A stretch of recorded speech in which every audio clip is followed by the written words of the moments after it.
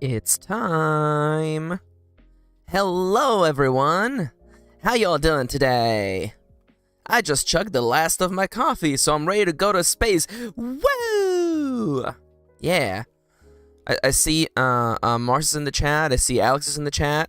Alex says, unfortunately, I haven't had time to do any writing so far today because I've been visiting family for second Christmas, but I do now have a 2023 journal, so that's good. Hell yeah. New notebooks are so exciting. I did get one, I did purchase one as well, a planner for 2023, so I'm excited for that too. Hey Beanie. Happy Wednesday, right back to you. If I'm a little chipper, wait, hold up. Can everybody hear me? Just to double check. YouTube just hit me with a, hey, make sure that you are sending audio.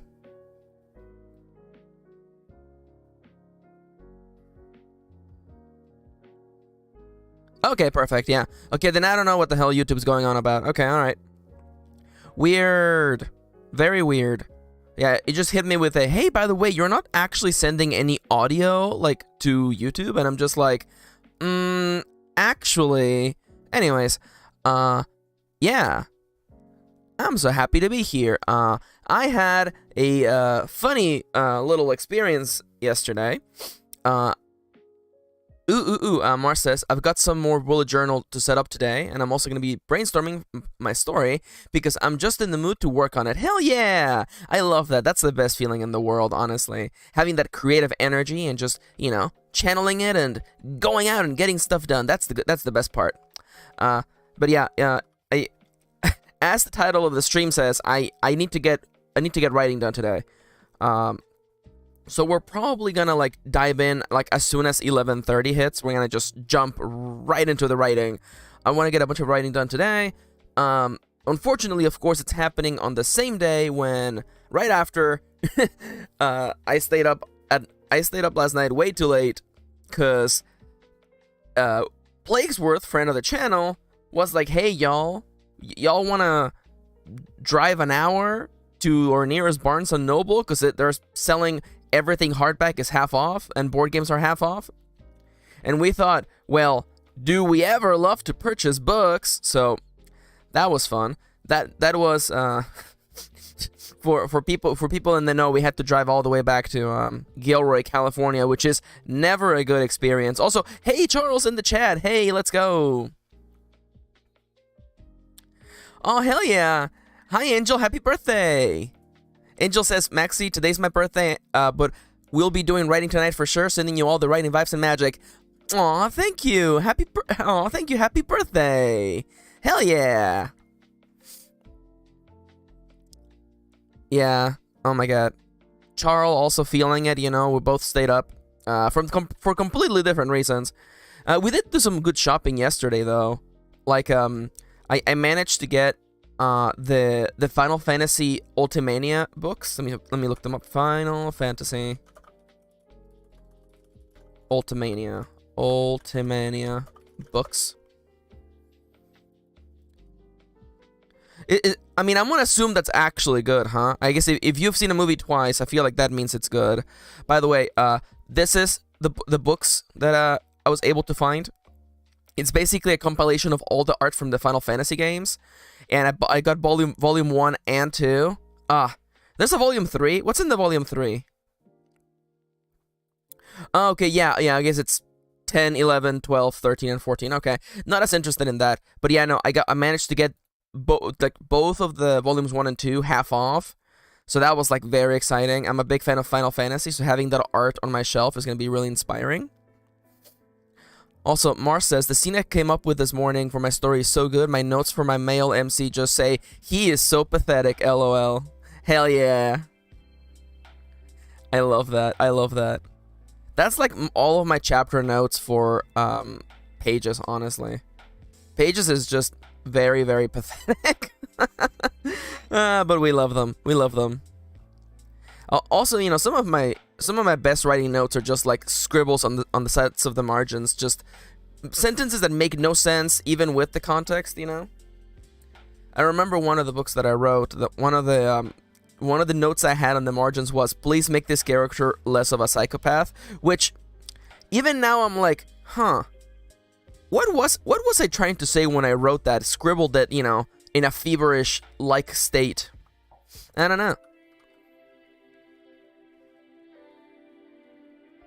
Also, of course, I'm talking about Final Fantasy, and the Final Fantasy Prelude remix by Lo-Fi Lee is playing in the background. Gosh, it's so good. So yeah, the plan for today is going to be to do lots of writing. As the title of the stream says, I want to at least get that much writing done. You know we're back into serious writing mode when I make a spreadsheet. I have made a spreadsheet tracking how much writing I do. So I'm gonna get really, really serious. Huh? Mars, just to double check, are you on speakers or headphones? Because that's like one of the main differences. Because I feel like people with headphones can hear me can hear the music relatively well. But if you're speakers, yeah, you might not catch all the music. Also, hey Yasan. But yeah, I have a spreadsheet, by the way. We're gonna be doing some numbers. I mean, like, I don't want it to be blasting. Yeah, that would make sense. Yeah. Honestly, like, I got really hard on my spreadsheets. It's a really simple spreadsheet.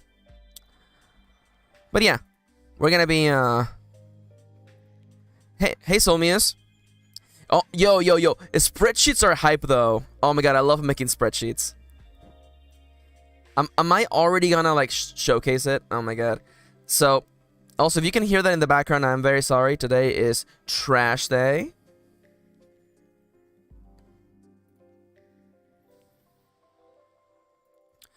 I'll show you y'all, cause I'm just too excited. I was making a character sheet for the role-playing game that we're gonna be doing tomorrow. Oh my god, it's already tomorrow! I'm so excited. And I was trying to figure out a way to display the character sheet on the stream. So I just literally made a character sheet on Google Docs. And I'm like, yeah, there you go. Nice big, oh my god, it looks so good on the stream. Just nice big bold numbers.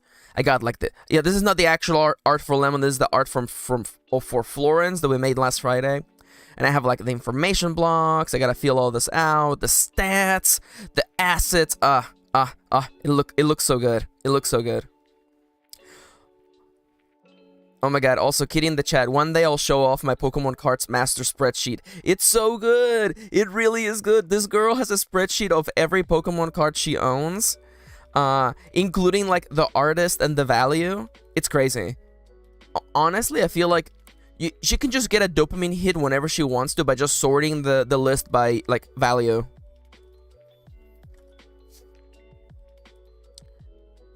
Also, Somu says, I keep like half the notes for one of my projects in a spreadsheet, and using it to terrify friends is far too much fun. Honestly, though.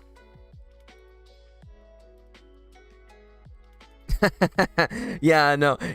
Honestly, like, I don't want to say it's my fault, but like, I think that I got her into spreadsheets. I feel like that's my influence. That's me being a bad/good influence. Speaking of influences, by the way, let me just switch over to right. I got Christmas presents from friends. Oh my god! And look. Kendra, one of the wrenches, made little crochet bags of the Art of the Fabulous Gays 1 and 2. They're so pretty. Also, Charles, who's in the chat, also made charms of Fabulous Gays and The Last Bread Mage. Oh my god, I love the little worldly egg. And also the butterflies, the Fabula Rasa. I'm so lucky. I have the best friends in the whole world. I'm so spoiled. This is so cool. They're both like they both just completely blew me away. I want to like turn these into like earrings. Kitty and I are thinking of getting our ears pierced soon. Yeah, you did a really good job, Charles. I love them. I love them. I feel very spoiled by all of my very, very good friends.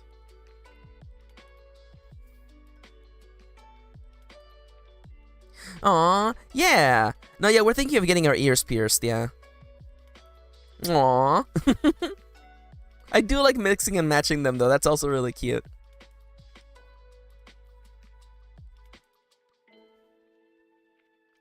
Oh yeah, I love painting my nails. We got one of those. We got like the UV light gel thingy combo. You know, the ones where like you paint your nails with gel and then you put them under a UV light and then it dries them up immediately. We got one of those, and that makes painting your nails a lot easier.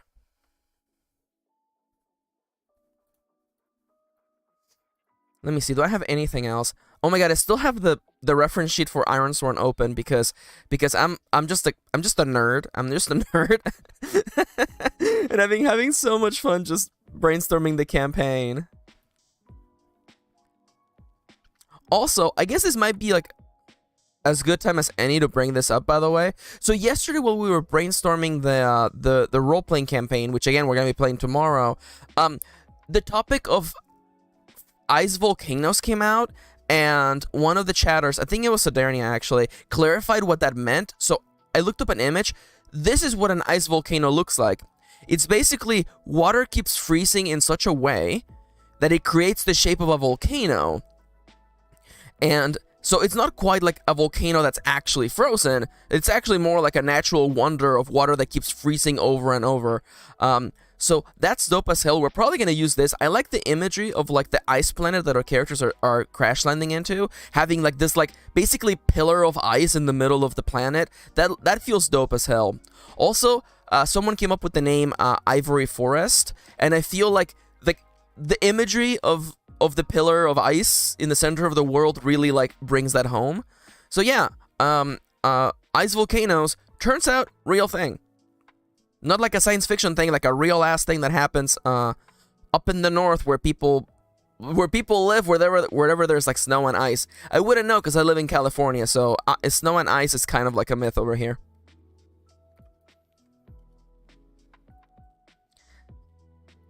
A part of me is like, should I close that tab? I feel like someone might come in later and remind me about the ice volcanoes. I'll leave it open for now. It's also a fun anecdote. Speaking of fun anecdotes, you know, so I was saying, you know, I stayed up way too late last night, doing shopping at Barnes & Noble because they had a 50% off all hardbacks and all board games. And the second one is the one that I didn't know. You know, we walked in with like a plan, right? You know, we were gonna go check out the manga. There was like zero Junji Ito. All the Junji Ito manga are usually in hardback. So of course, you know, everything's gone. Everything was gone. Ooh, oh yeah, the Eternal Flame Waterfall, man, just the wonders of nature, huh? That's real cool. But yeah, like we walk in and it's like, by the way, all board games are also 50% off, and I was like, holy crap, it's time to go. For anyone out there who's a board game enthusiast, such as myself and Kitty, we picked up the Oceania expansion for Wingspan. And Monikers, both really, really good top-tier board games.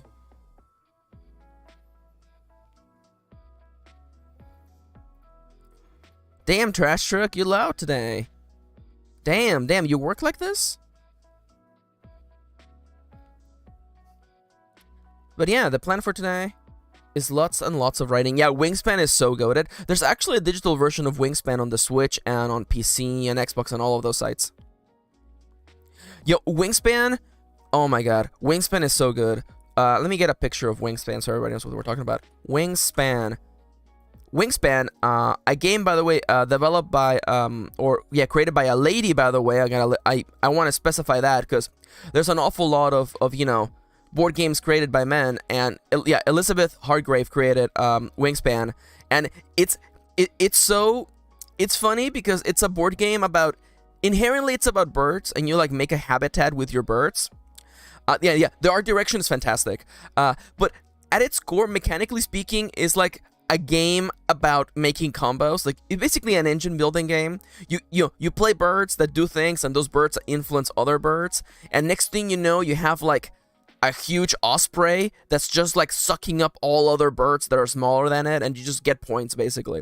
I know that maybe I'm not making it sound fun. If you're a board game person, you're salivating at the thought of that. Because, you know, let me tell you something. We board game people, We love points. Oh my god, we love making points. We want the number to go as big as it can possibly go. And Wingspan is very fun. We have like all the expansions except the latest one, which we're excitedly waiting to get.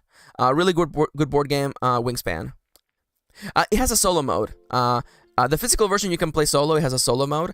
A lot of games nowadays actually come out with they call it an automata. Basically like a module that you basically play along to simulate, another player or a computer opponent. In the PC version, I'm certain you can play single player. Let me find the Switch version. Switch Wingspan. I definitely recommend this game. It's only $10. Let's go. Yeah, I definitely recommend Wingspan. It's gorgeous. It's so pretty. And all the art is animated too. It's so cute. Oh, I've heard of Quiet Year. Yeah, Quiet Year is really good. Yeah, you were telling us about a Pico. Oh, it's so pretty. It is absolutely so pretty. It's such a board game too. It's so good. It's such a board game. Yep, that's the thing that came out of my mouth. I mean it though. It's true though. It is such a board game. Oh, hell yeah. Oh, that's dope. Alexander says, one of my author friends contributed to a book inspired by the Quiet Year. Hell yeah. That's awesome. Kitty, if you're in chat, could you please tell me, what do you think are our top 3 board games? Because we were saying, oh, actually, yeah. Wingspan is definitely second or third. I think for Kitty, number 1 has got to be Everdale. Which Everdale, really, really good. Let me look up images of that. Yeah, it's Everdale, then Wingspan, then Fort for sure. Yeah, you're right. Bargain Quest coming in a close 4th. This game is so pretty. Let me just get a big image of this board game. Look at this board game art. No, I just want the image. Board Game Geek. Board Game Geek. Just give me the freaking art. There you go. Look at this board game art. Look at this board game art, okay?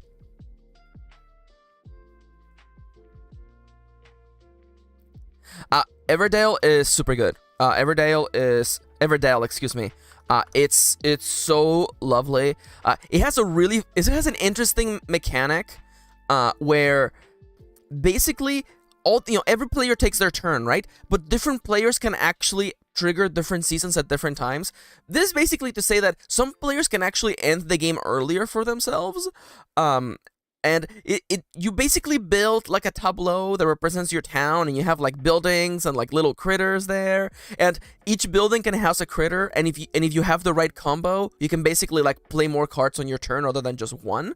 So for instance, like little mice can live in a house, and if you play like a husband, you can play a wife card for free, and if you have the house, you can play all of them in one turn. Combos, baby!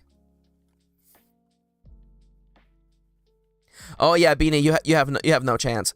Everdale, absolutely goated. We have both. You have two out of the three expansions, and they're both pretty much worth it. The final expansion might be a little bit too much for us at the moment, but too much as in like it makes the game a little bit too big. But the base set plus Pearlbrook is absolutely goated. The other game that we like is Fort, which is a lovely game about being children building a fort. Can you believe that? The art for this board game is by Kyle Ferrin, who you may recognize if you're a board game person, because he did the art for Root. Oh no, Mars, Catan is fine. I mean, you have to realize that like Settlers of Catan, I guess now just called Catan actually, to step away from the colonization vibes. Like, Catan is fun. I remember reading interviews with the creator of Catan, and he wanted a game that you could play with your friends while still drinking beer and chips. So I'm like, I completely understand that, Like it's a really nice casual game. And there's absolutely nothing wrong with having fun with Catan. In fact, I keep trying to get our family to play Catan, but we keep trying other games.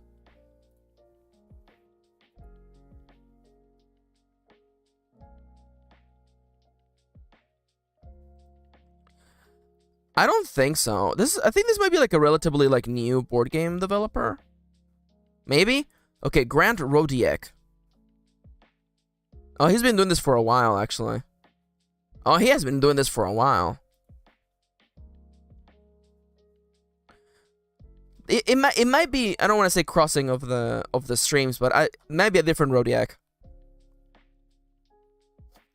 Mars says, my sisters and I call it sheeps and wheats, because once we got a bit tipsy and played our own version where we just tried to collect as many sheep and wheat cuts as possible. That's hilarious. I love that. Plakesworth is notorious for his greatest meme of all time, Sheep for Sheep, where he just tries to trade sheep for other sheep. I know what you're thinking. Isn't that just a big waste of time? Yeah.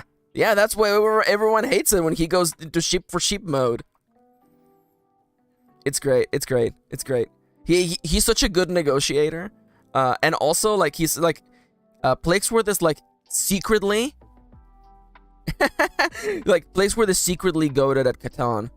He has won multiple times just out of the blue. Like, you know, everyone's just rolling and just like, you know, oh, whoops, turns out I guess I have nothing to build today. All right, time for Mom to roll the dice. Mom rolls the dice. All right, well, nothing to build. And then in comes Plague's turn. And then Plague is like, yep, just one. And everyone is like, what? What? How did you go from having no victory points to all the victory points? But anyway.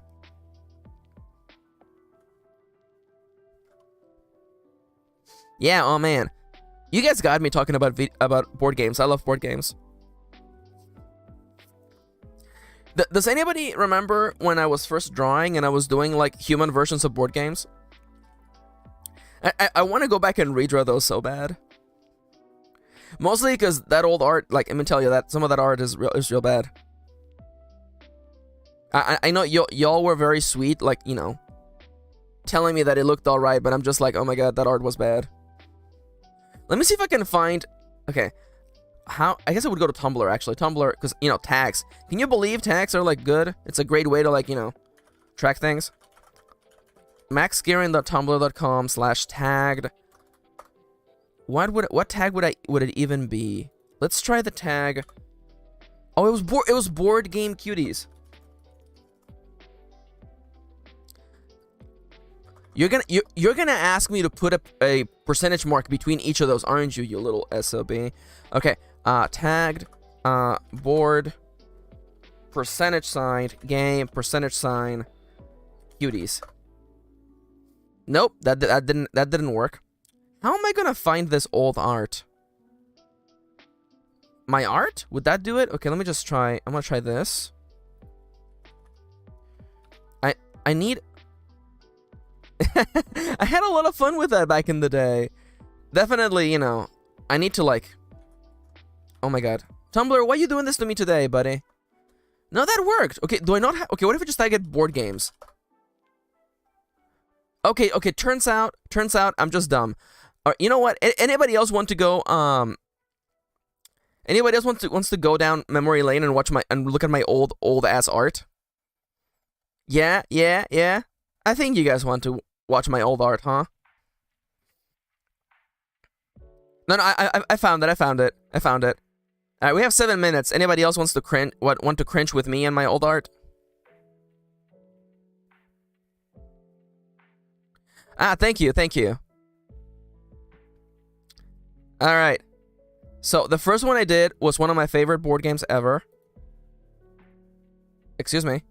Mr. Tumblr, I would like to look at this image. You know what? We're just gonna make this bigger. I did Agricola first. I love Agricola. It's one of the first big board games that I purchased.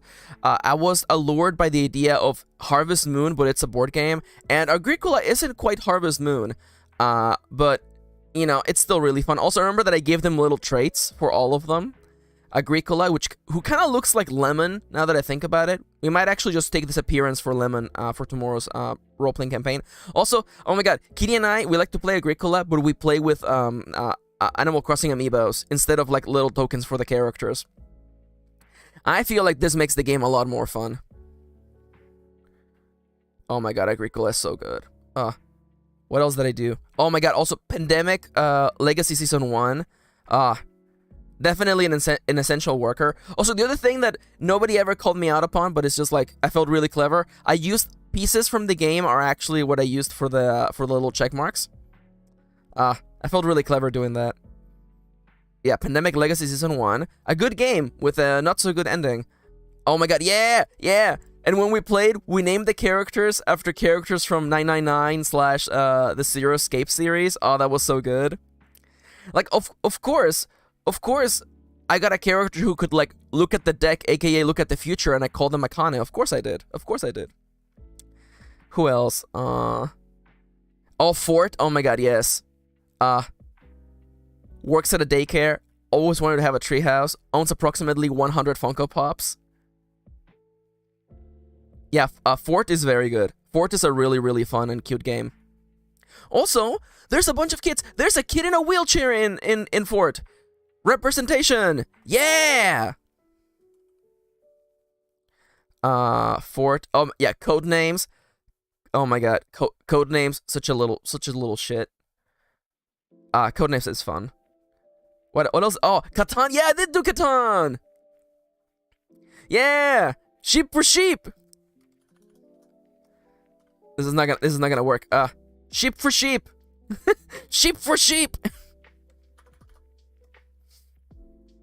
Also, by the way, yes, we use Tom Nook instead of the robber when we play Catan. Of course we do. Oh, The Binding of Isaac 4 Souls. One of the goatiest card games of all time. Also, this I actually felt really good about this one. I still feel good about this character design, actually. I love the really like the narrow long eyes plus the tiny little dot for the iris. Oh, I love that. Also, yeah, we have a lot of Binding of Isaac cards. Oh my god. We were almost gonna try to get everything until Edmund McMillan, the developer for the game, started putting them basically in everything. Listen, I love this card game. I love Isaac. I really appreciate the work of Edmund McMillan, but I'm not gonna subscribe to a t-shirt service to get 2 cards. That being said, oh, look at this holographic poker chip we got from Kickstarter. So good. The game looks so pretty. This is the game. We actually sleeved this game, but it was so many cards that we actually had to unsleeve it. Like, there were so many cards that were sleeved that the amount of static energy between the sleeves and this pile of cards caused them to always be slipping around. Oh, yeah, and then Raycolt. Oh my god, Raycolt by the same designer who did Agricola. As you can tell, a little bit of, clearly Agricola's younger sister right there, yeah. Raycolt is fun. Raycolt is, again, another farming game. Okay, have you spotted a theme? Huh? Does Max like games about farming? Yeah! Freaking love games about farming. Yeah, and I think this is when I stopped doing cute. No, I think there's exactly one more cutie. But then I did a redraw of a card from the card game Bargain Hunter. I always really liked Witch Hunter, so I ended up doing a little redraw. And I'm actually really kind of happy with this one. Oh yeah, I did also redraw the young hero too. Okay, this actually still holds up. I'm actually really happy with this one. And of course, yes, the last one is Role Player. That's the one. Yeah, they. I remember. Role Player is a board game about rolling D&D characters. If you have not looked it up, you need to look it up because that board game is incredible. This art is from 2 years ago. Man, I've come a long way. Yeah. Oh yeah. I love Role Player. And also, earlier this year, I made a little study of the art from Fort. And actually grabbed some of my favorite cards, including Captain.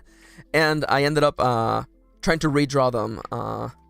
Not tracing, none any of that, just actually looking at the colors and trying to nail it as well as I could. Yeah, I think I did a really good job, actually. It was interesting trying to look at the way that this particular artist does the highlights, Wherever the light is touching, he just makes that line white. It's interesting. And definitely the nice earthy tones of his art style. But yeah. Freaking love Captain. Captain MVP. But yeah, hey. That was a fun little walk down memory lane, huh? Talking about board games. I did finish my coffee. I, in fact, chugged all of my coffee before the stream began. Hence why I'm ready to go to the moon. Woo! Let me get some water. Because it's 11:30, everyone. That means it's time to get some writing done. Also, yes, Charles. Yeah, the name of the board game is Role Player. Because Role Player is actually... I don't think it's not a term of endearment. It's a role-playing game slang for players who, instead of playing a role, R-O-L-E, they basically just make characters who are like statistically superior to everything else. You know, people who just want to roll big numbers and, you know, kill the dragon as soon as possible.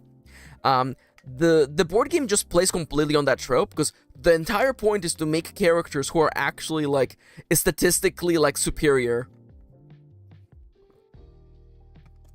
It's fun. They made an expansion for it where you actually like get to play as those characters, and I heard that it actually isn't as fun. Strangely enough, rolling characters turns out to be really fun. Let me look up an image of it so you can see it. Role Player. Can I get some images, Board Game Geek? Let's go with this. Yeah, Role Player. Yeah, by Keith Matechka. Heaven forbid if I can't pronounce any words. Yeah, and the art of the game is actually like relatively inclusive. You can play this different races. You get like there you can look at this. It's so good. I love this nonsense. A human cleric aristocrat who's a narcissist. Oh my god. Who's reckless, weak, and foolish. Look at this character concept right here. Oh, I love this. God, I love character generators. And this game is just a big character generator, like, hilarity. Also, yes, your character board has holes for you to put your dice in as you're locking your character stats in. It's so good. It's so good. God, I love board games. Kitty, we're not gonna be able to watch Annihilation tonight, huh? Yo, Mars, you should totally tell your friend about it. Role Player is absolutely worth it. That's one of those games, you know, because, you know, we have a large collection of board games, and we keep a bunch of them in storage because there's just isn't enough space in our little house. But Role Player is in the living room. It's in the living room next to Betrayal on House on the Hill, the Pokemon to be a Master game, Catan, Concordia. Concordia is very good. And Ticket to Ride. Those are the ones we have in the living room. Because I'm like, hey, anybody want to play Ticket to Ride?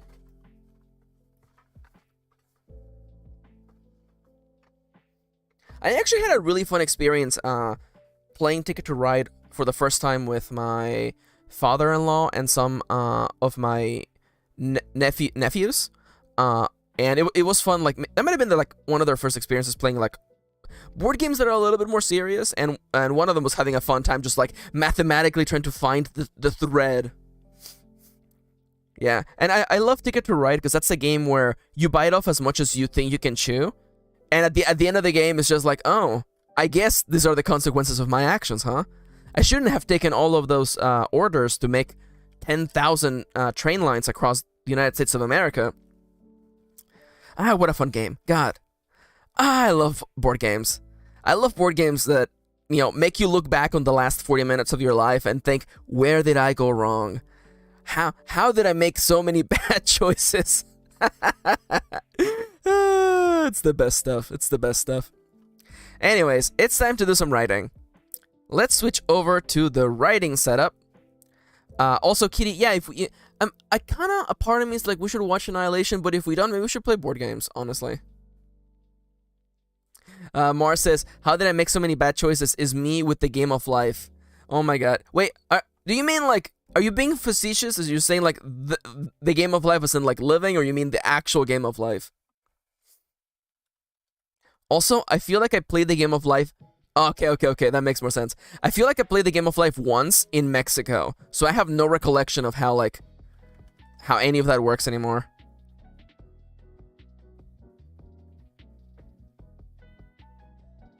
Oh my god, I love that. I love that. See, the thing, okay. This is gonna be the last thing about board games before we start serious writing. The thing about board games for me is that, like, I honestly don't care about winning. I completely forget about whether I won or not by the end. I have much more fun just seeing what hilarious things happen. That I will say though, is strangely enough, I feel like losing hurts more than winning.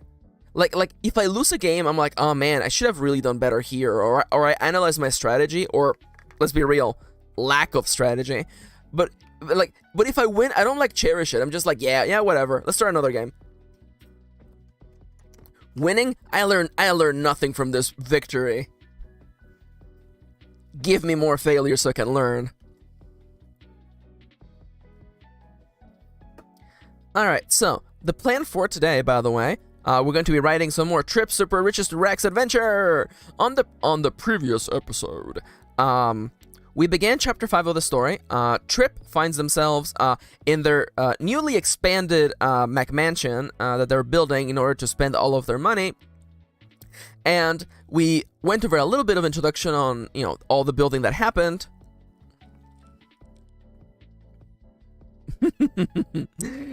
And hi Gene, I didn't see you there. Hell yeah. It's nice to see you again.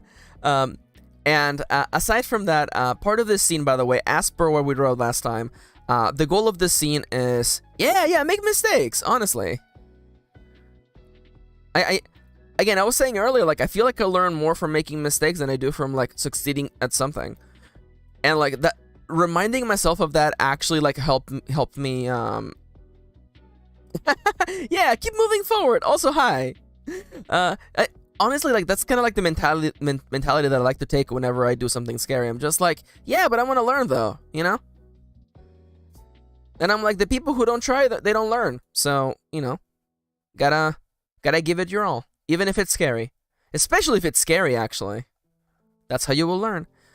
So let's start. So, the goal for this chapter is to summarize the building of the first floor, which we are kind of about to finish, and then introduce the welcome wagon, which is going to be the mayor of this county, Spruce, and her child Webby. And we have already started, not a problem, and this chapter should end with the welcome wagon telling Trip to meet them at the family restaurant / the gathering place later that day after Trip does some more building, where Trip will be introduced to more characters. Now, the date for today is the 28th of December. It is a Wednesday. It's Wednesday, my dudes. I am legally required to make that reference. Please, please, please put down your rocks. Put down your rocks. And let's just read the last. I told myself, foolishly, I know, that this could all be part of a dream full of strange food, strange rules, and stranger company. I know, right? Mars says, I can't believe there are only 3 days left of this year. That's wild. Yeah. Time passes, Yeah, well, the perpetual never-ending progression of time, constantly moving forward. Each day, the past grows more and more powerful, but someday, we might be able to defeat it. Someday we'll be able to defeat the past. Speaking of which, I turned to look in the direction of Kampa, who had suddenly taken it upon itself to polish the counters, or at least they were doing so until a second ago. The little guy looked at me, holographic eyes wide, and for the first time appeared to stutter. Ooh, double past tense there, Max. Let's clean that up. Trip, let's actually just, like, call it... I'm gonna just call it here, and then we just have, like, a sentence of Trip being like, What's the matter, Kampa? And definitely Trip would probably add a joke here about, like, what's the matter, Kampa? Something, another floor needs to get built or something. Or, what's wrong? Did we forget to, put another random thing on this particular floor? Also, I forgot I have to turn on the timer. 25 minutes on the clock. Get set. Go. What's the matter, Kampa? What's the matter, Kampa? Did we miss something? Did we miss? I need something ridiculous. Did we miss a throne or something for this. What do we call this room? We call it, yeah, for the hearth or something? Yeah, there you go. Do we miss a throne or something for the hearth? I was mostly joking. I wasn't exactly joking. I had no clue how anything was supposed to work in this world. I had no clue how any of these rooms were supposed to work in this world.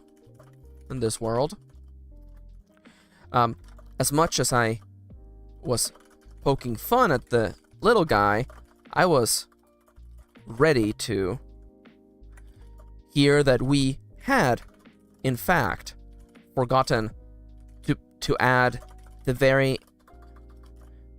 important and necessary thingamajig that made the hearth actually function.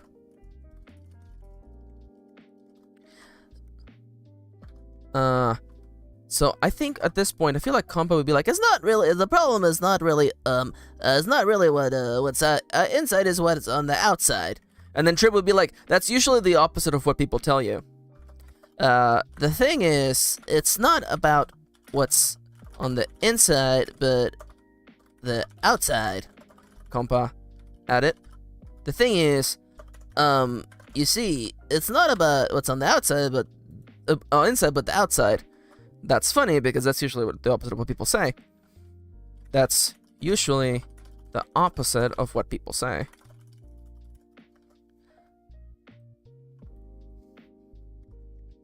Compa opened their eyes wide. I assumed I had singed them too good, but alas, it had nothing to do with me. Now, they just pinged. They're not going to be just there on the corner, although that would be funny. There's people... Okay, by the way, for anyone who wasn't here for the last session on Monday, there is an element about the way the houses work in the setting, how they're basically kind of all interlinked with a kind of electronic system.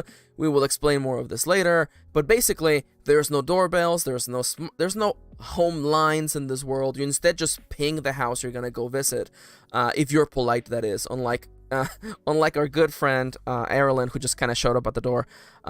So Compa has been notified that people are coming in to knock on the door, and they're struggling to relay this information to Trip. Or rather, if Trip wasn't such a little joking little shit, maybe we would actually be able to get there already. Compa opened their eyes wide. I assume I'd seen them too good, but alas, it had nothing to do with me. It had nothing to do with me. I actually never played Club Penguin. It was a little bit after my time. But if it works, it works. It had nothing to do with me. Honestly, like, listen, I'm not judging you. I was all over... Oh, there you go. Yeah. Okay, now that makes sense. Also, I'll call myself out, okay? I was all about Maple... No, well, I really enjoyed Maple Story back in the day. But also, it was Gaia Online. God, I have not uttered those words out loud in so long. Oh, man. I used to be all about Gaia Online back in the day. Does it even exist anymore? Is it dead? It's probably dead, isn't it? Yeah, sorry, Soul Muse. I didn't mean to send you back in time. And anyone else suffering for a warp flashback, or just me?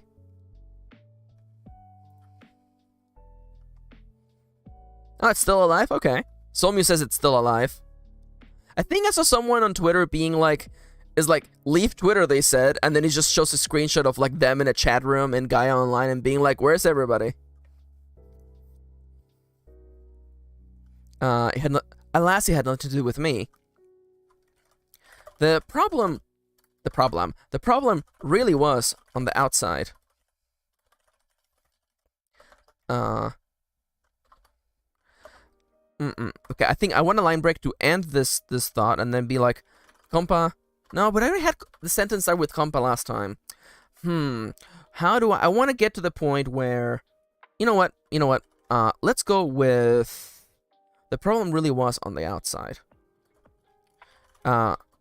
Before Compa could say anything else, the little guy hovered over to the archway on the far side of the room, which led back to the foyer. Semicolon. Along the way. No, that's how it should end. Picking up things. Picking up things here and there along the way. Telling from the way it was panicking. It was behaving. No, acting? I assumed it was panicking. But why?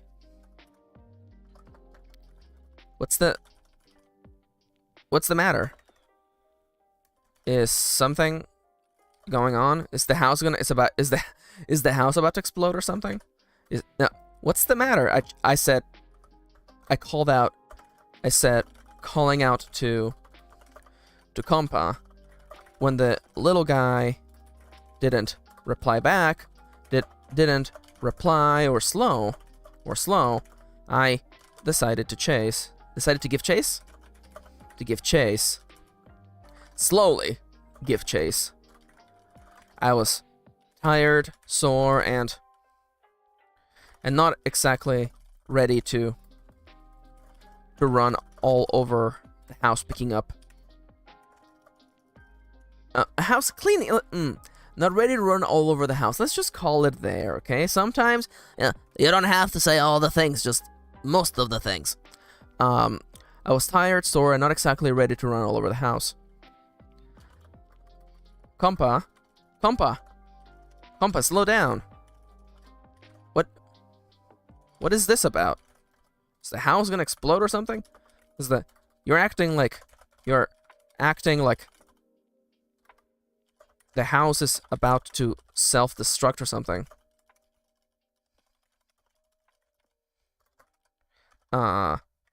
Is this I don't know if the house is gonna self-destruct in the end of the story, but that would be a nice little fun way to like hint at that earlier on. Let's see. You're acting like the house is about to self-destruct or something. So Compa's gonna end up saying that we have guests coming. Compa just got a pin from the mayor, and I assume that's what making Compa freak out a little bit. I didn't catch up. I couldn't catch up with them. No, I want something about the along the lines of ultimately, it took a while for me to be able to catch up with Compa. It wasn't until a couple minutes. Yeah. I want time to pass. I want Trip to waste time that they should have been spending like washing their face or something. It wasn't until several minutes later, most spent running behind the little guy, that it wasn't until several minutes later, most spent running. No worries, kitty. Take care. Oh, is she gone now? She's the best in the whole world, by the way. Gosh, she's the best. It wasn't until several minutes later. What did I just delete? Mostly spent. Mostly spent running behind the little guy. That I put one and one together. Compa was running around picking things up. We hadn't exactly made a mess, but the building process wasn't wasn't exactly free of complications. Let's go with that. It's not a clever way to write that, but without free of complications. The beam of light had a tendency to leave behind a thin layer of dust on the floor and furniture.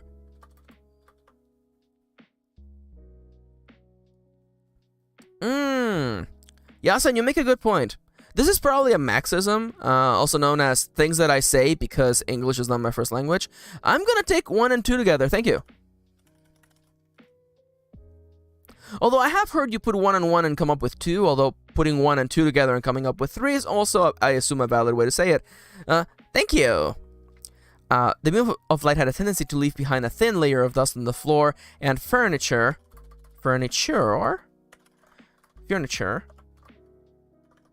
If you were inexperienced enough to put the furniture before finishing laying the room down.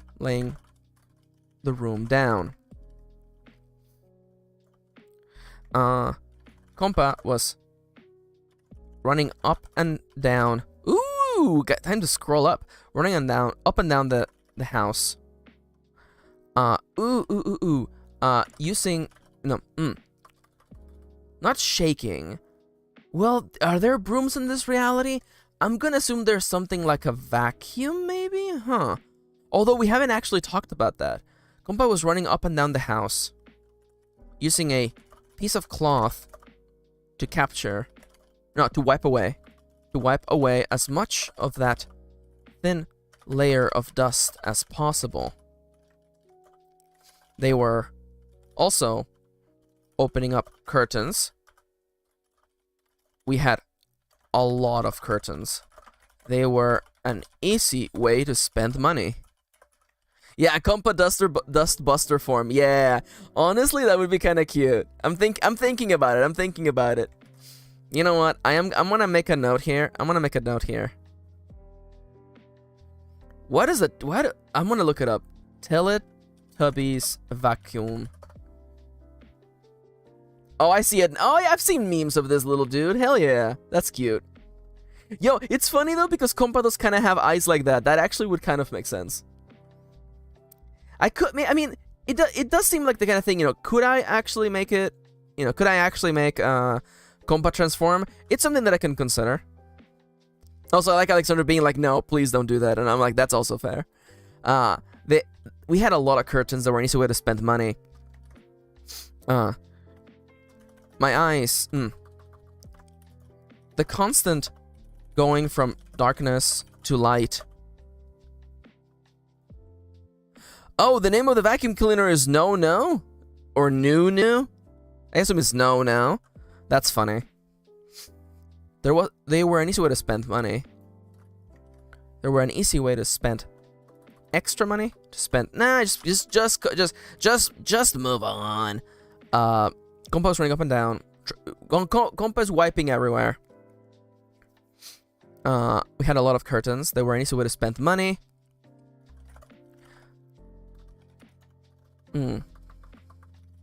Constantly moving from dark rooms to brightly illuminated rooms.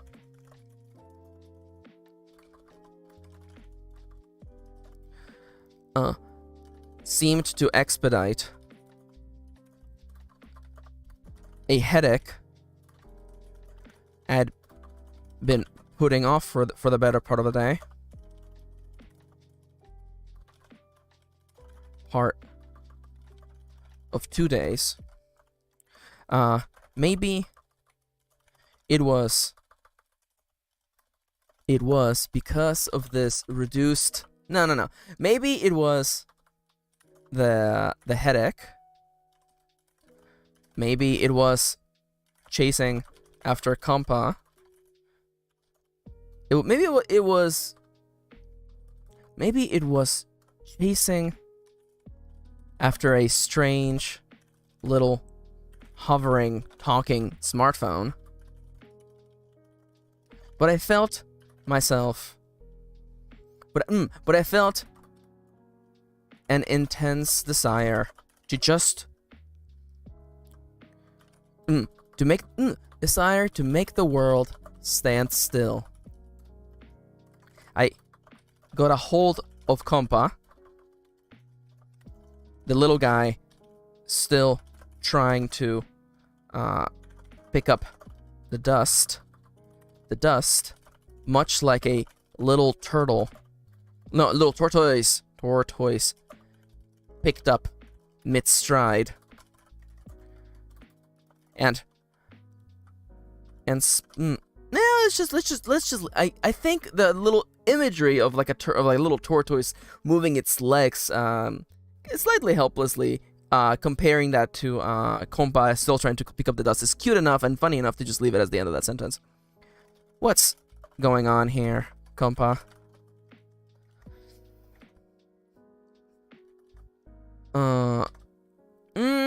I wonder if... Okay. Let me just go back really quickly. I need to know... Oh, speaking of which, yeah, so I think I want to add a note here about how there was some sort of like audible sound that Trip didn't make much of. To which Kompa is gonna say, didn't you hear the ping? Didn't you hear the ping? We have guests coming. And to which Trip replies, what ping? What guests? I asked, losing all composure. I was in no position to see any guests. I was tired. Nearly covered in that strange dust, and I seriously needed a shower. Let me go back and add that to the previously in the story so that we have a little bit more consistency. Where was it? It's right here. Speaking of which, I told myself, foolishly I know, that this could all be part of a dream full of strange food, strange rules, and stranger company. Speaking of which, there came a quiet... Oh yeah! Oh yeah! Yeah. Charles says, I'm half listening because I'm also writing. By the way, hell yeah! But it just hit me that other people are going to see this god-awful house, and I'm so excited. Yeah! Especially because in this world, people don't build houses like this. It is just a big mess of a house. And Trip has a terrible excuse for building it, so I'm excited. There came a quiet ding. Like a...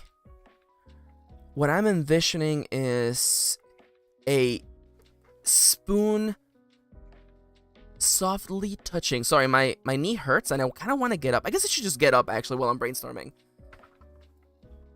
Yeah. Charles says, it's speedrunner Sims house versus my mom's fancy Sims houses. Yeah, pretty much. So I'm brainstorming. There came a quiet ding. Like a spoon softly touching. Like a spoon softly touching the side of a glass. There you go. That's exactly the sound I want. There came a quiet ding. Like a spoon softly touching the side of a glass. Uh-oh. Seriously needed a shower. Yeah.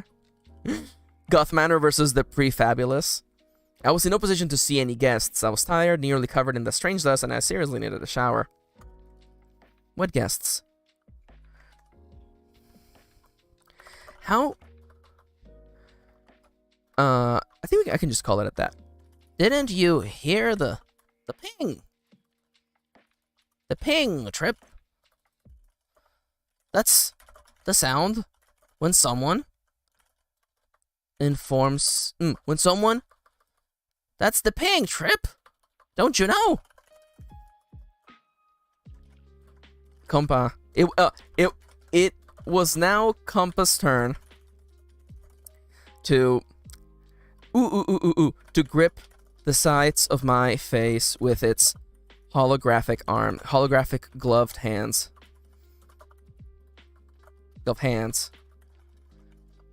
It was also its turn to speak to me as though I was a very, very dumb child. I was a very, very dumb small child. when you have guests, when guests are coming over to your place, they ping you in advance so you know. When people are coming over to your place, they ping in advance to let you know. It's the courteous thing to do. Now you may be thinking, but what about our Erlen? I'm gonna have a joke of that coming up. Courteous thing to do. But Erlen didn't ping in advance. But ping in advance. I said the courteous thing to do. I said the courteous thing to do. Sometimes people don't do it.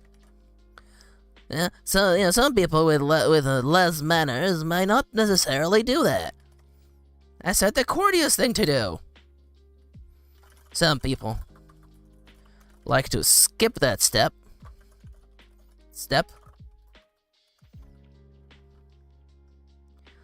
And honestly, I think it's not exactly that. I feel like Compa with God was going to be like, people like that, they just kind of make the world a little bit more difficult for everyone, you know? I said the courteous thing. It should also be capitalized, by the way. Courteous thing to do. Civilize. What was civilities? What was the thing that Erlen said? I'm gonna look up civility. Ah, yes, civility. She's into that civility nonsense. There you go. Yo, are you telling me that I established that Erlen doesn't care about pinging before coming to someone's house? Did I establish that earlier? Am I actually secretly goated? I said the courteous thing to do. Civility and all that stuff. You know, that civility nonsense. You know, that civility nonsense. Okay. So we have guests. I said, my voice sounding a little funny with Compass. Compass hands gripping my face. So what? It's not just any guest trip. Okay, so we have guests. I said, my voice sounding a little. Hell yeah! Yo! Get yourself some food. You know, it's about lunchtime. It's about lunchtime in California anyway. So go get some lunch. Yeah. Also, Charles says, "Chad, be good, or I'll call your moms." Yeah. Be good. I said, my voice sounding a little funny with Compass hands gripping my face. So what?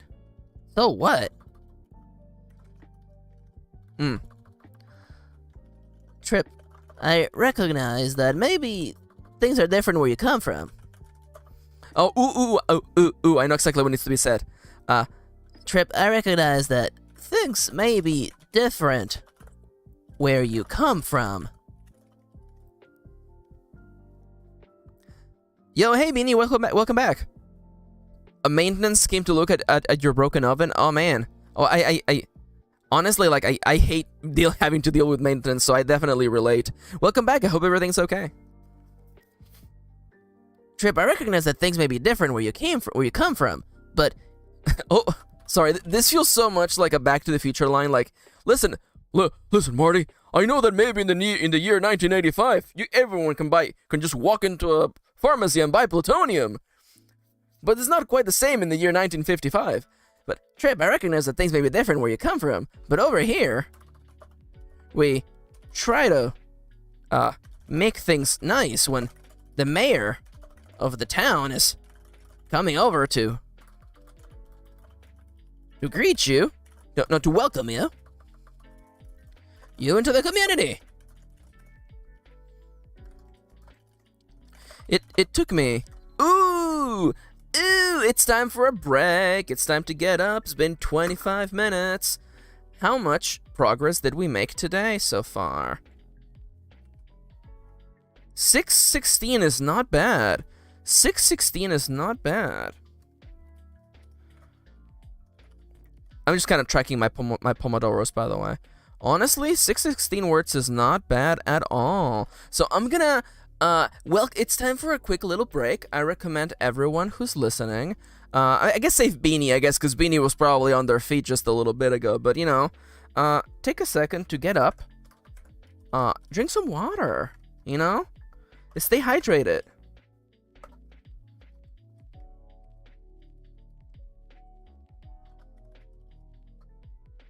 Yep. Yep. Definitely that's what I meant to type. Let me just make that message disappear. There you go. Yeah, hydrate. Everybody get some water, stretch your legs. Yeah, you see, Beanie on the other side has to now do a writing warm-up. Honestly, though, yeah, warm up, you know, stretch your arms, get up from your chair, and don't forget to hydrate.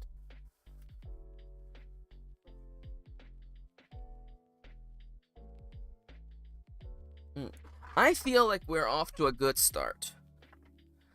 I feel like I'm up to a good start. That could be a soundbite. Hey, yeah, listen, Mars, it's okay, you know. Take things at your own pace, but hey, if you're gonna take this Pomodoro and you're actually gonna like sit down and do something also, hell yeah, you know. I love the energy and the vibes of other people working while I'm working too.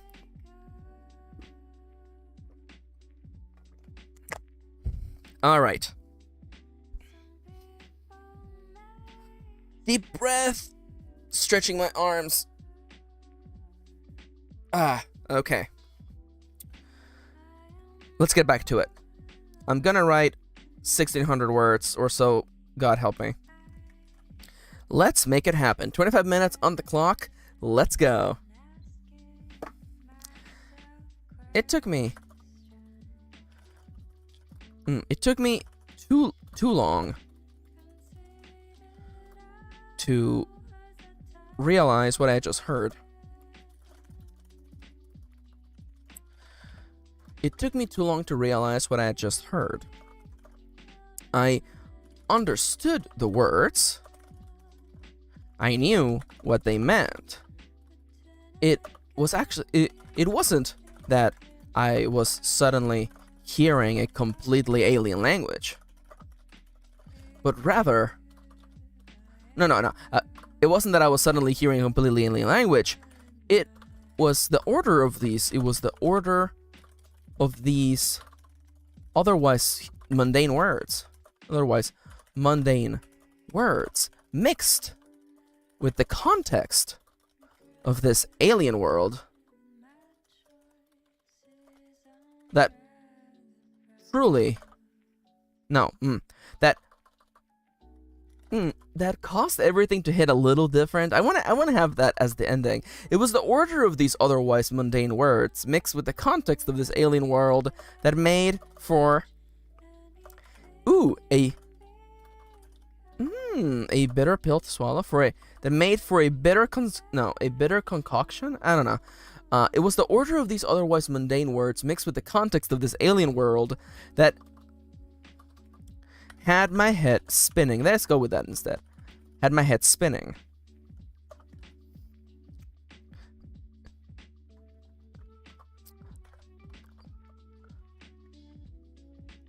The questions just couldn't stop. Mayor? There was a mayor for this town? This county? And they were coming to greet me? Why? It made little sense. It made no sense to me. I had moved quite a few times since I had moved quite a few times in my life, and never under any circumstance had a member of the local governing body knocked on our door to introduce us Knocked on our door to make us feel welcome. In all honesty, if that had ever happened, it would have made me even more distrusting of politicians. If that had ever happened, it would have certainly made me even more untrusting of politicians. Also, I like this because it's a nice setup for when Trip's about to meet Juby, which is the mayor of this town, and she's absolutely not gonna be anything like what he's expecting. So definitely like setting up what Trip is gonna see as the mayor of the town. Also, how long is this chapter already? Ooh, I have 1,000 words to wrap up this chapter. Okay. Have certainly made me even more untrusting of politicians. Are we in trouble? Are we in trouble? I asked, suddenly acutely aware. Let's go with acutely. Acutely aware that we were building a mess of a house without anything anything that resembled a permit. No, I don't think so.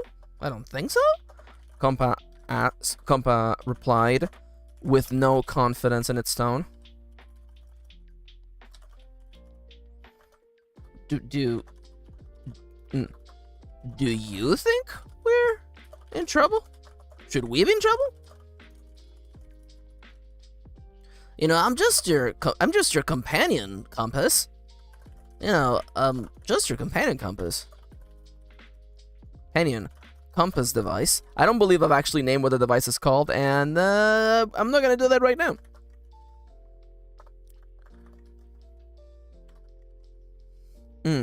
So, I think this would be a great time. This would be a fantastic time for someone to knock at the door.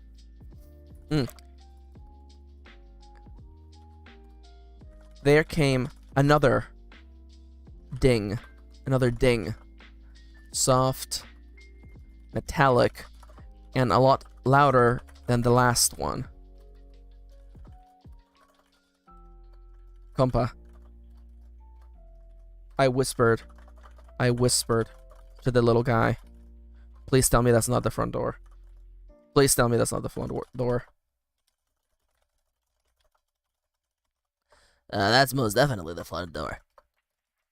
That's the front door, all right. That's the front door, all right. Now, or would it be funnier if Chukompa is just like you know, they look back and they actually don't say anything?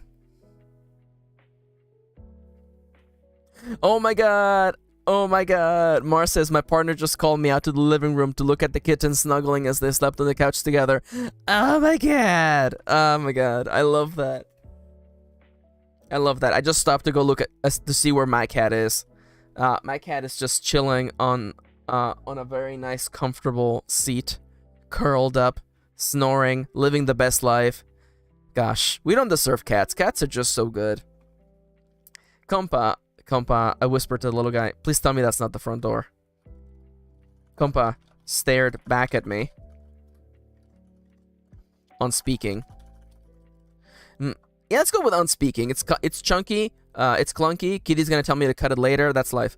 Compa stared back at me. Unspeaking. That's the front door, isn't it? Isn't it? Compa nodded up and down. All right, let's get this over with. If I'm gonna go to jail, might as well just get it done with. Okay. So this is happening.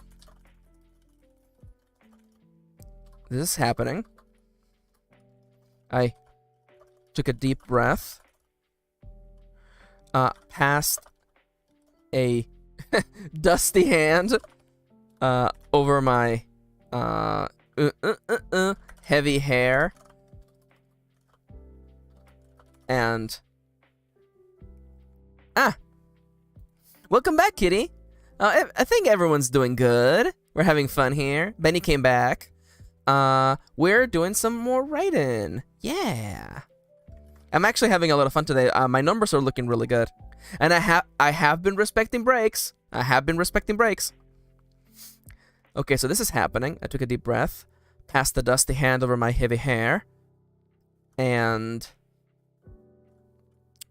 I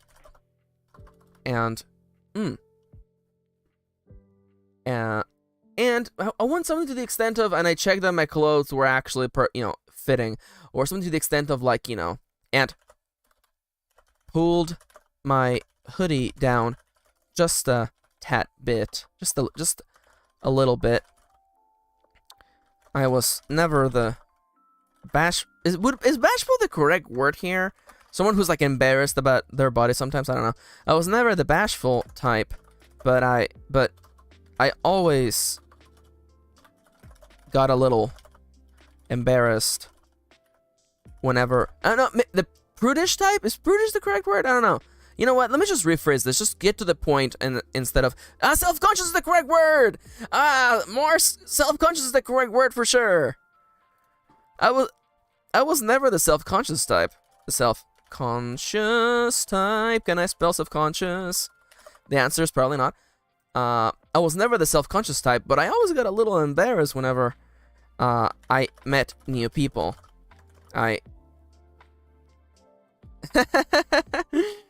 I'm embarrassed when I met new people. Beanie says, bashful is a cute word though. It is. And we do be hydrating, baby. But I always get a little embarrassed whenever I met new people. I just liked wearing shorts. I just liked wearing shorts. Though some people liked to make a big deal about it. Neither Dee nor Erilyn had made a big deal about the way I wore, but I had no way to know how the mayor of this world would react. Okay, so this is happening.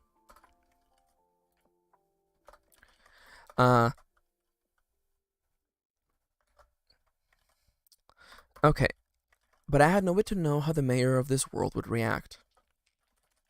Not like I had much of a choice. They were already at the door. So I turned around, tried making my way to the front door, got only a little bit lost in a labyrinth of my own making, and eventually arrived at the boxy room where it all began. All began just a day prior. I pulled open. I hope they're nice. I hope they are not too mean. No, I had a line about going to jail, actually. I held my hand through the glass of the fancy double doors. I could make out two figures standing just outside. One tall and one short. I had no idea what was gonna happen next. What was gonna happen next? If I was, I certainly hoped I wasn't about to be arrested for building without a permit. For building without a permit. Though if I was about to go to jail, then let it be. Then let it be. Go to jail. Go to what? To jail. Then let it be. Then so let it be. I mean, how bad could jail be in this world? I mean, how bad could could jail be in this world? I assume the door opens inward. Yeah. Most doors, most front doors. Yeah. Welcome to things you have never actually considered in your life before. Doors open inwards. At least the exterior doors of a house open inwards, right? That feels like something that people do. I pulled on the doors. I pulled on the doors before I could second guess myself, and found myself greeted by not 2, but 3 strangers. Now, how far are we? I think we're gonna get just to the introduction, which is hilarious. Classic Max. Let's see, we are at... No, we have 800 words. Okay, I might actually be able to do something here. The descriptions might take up a little bit of time, but hey, we're just gonna have to figure out what happens. I pulled on the doors before I could second guess myself, and found... there's 2 myselfs here. Before I could second guess myself. The brand new doors opened effortlessly, revealing not 2, but 3 strangers. Though the last one was anything but though the last one, it's a child. It doesn't make Trip worry at all. Revealing not 2 but 3 strangers, the last of which could never have inspired any worry in me. That I don't know about that. The last of which was currently doing cartwheels on my lawn. It was a child. It was a child. They had to be 6 years at most. It was a child. It was a child. They had to be 6 years at most. They had long blonde hair. What the hell does Juby look like? Okay, buns. Okay, thank you. They had long blonde hair, tied up in little buns, and were blonde hair tied up in little buns. They wore a heavy overall. They wore heavy overalls. They wore thick overalls with a green blouse. Both of which, let's just leave it at that. I don't feel like the need to clarify that this child works. They wore thick overalls with a green blouse, and they were indeed doing cartwheels. They were playing and running, chasing after little winged insects, and having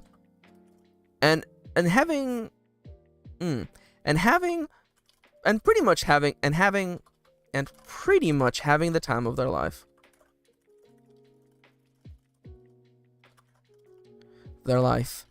Just seeing this child put me at ease. Clearly, if the cops had come for me, they wouldn't have brought their children. Just seeing this kid playing put me at ease. Surely, if the police had come to arrest me, they wouldn't have brought their children too, right?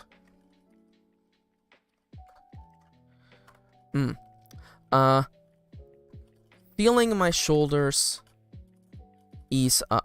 Feeling my shoulders relax. I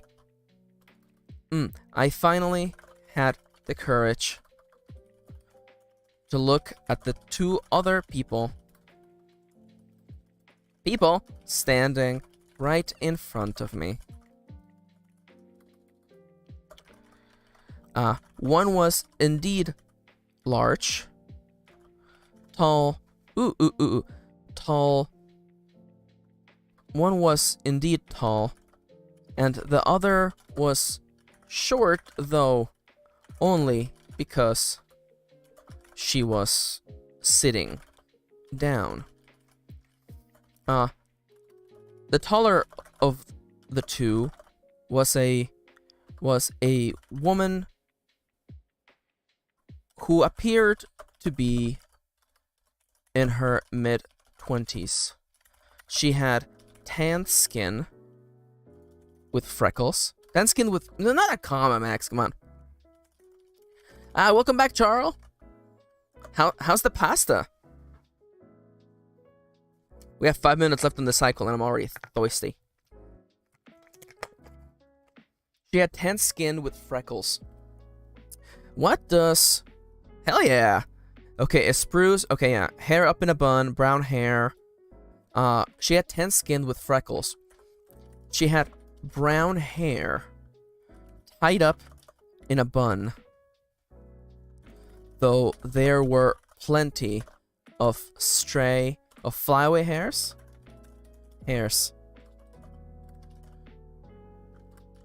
Giving the impression that she was a little untidy. Ooh, Charles having passed angel hair with garlic, cracked red pepper, smoked paprika, spinach, and salt and pepper. That sounds amazing. Oh my god. Yo, Kitty, I should make pasta for dinner tonight. I should absolutely make pasta for dinner. She had brown hair tied up in a bun, though there were plenty of flyaway hairs, giving the impression that she was a little untidy. This notion was confirmed when I looked at her clothes. She wore overalls with something that looked like a flannel shirt underneath, both of which showed signs of wear. Yo, still though, Mars is having for dinner egg noodles with butter and Parmesan cheese. That still sounds great. Honestly. Both of which showed signs of wear. The knees of the overalls were worn white. Oh, my poor baby. I know. Yeah, Kitty's not gonna have lunch until she comes home. Yeah, poor thing. Steal some food from work. We all do it. Steal some food from work. The knees of the overalls were worn white, and the sleeves of the shirt were showed that the sleeves of the shirt. No, forget about the sleeves. It's just and the fabric of the shirt. No. The knees of the overalls were worn white. Were torn with wear, as were the elbows. Were nearly torn. I don't want to make her look like she's like, like she's out in the streets. It's just they're worn because this girl is just actually always working. As were the elbows of the shirt.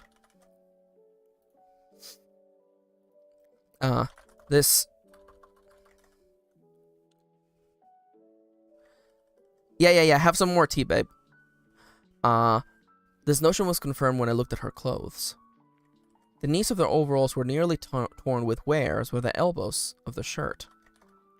She looked like someone who spent a lot of time working with her hands. Hands which she offered to me at that moment. Hands which the same hands she offered to me. Oh, wait. Working with her hands. There were little... No. I cannot show you what the hands look like until we do this. The same hands she offered to me then.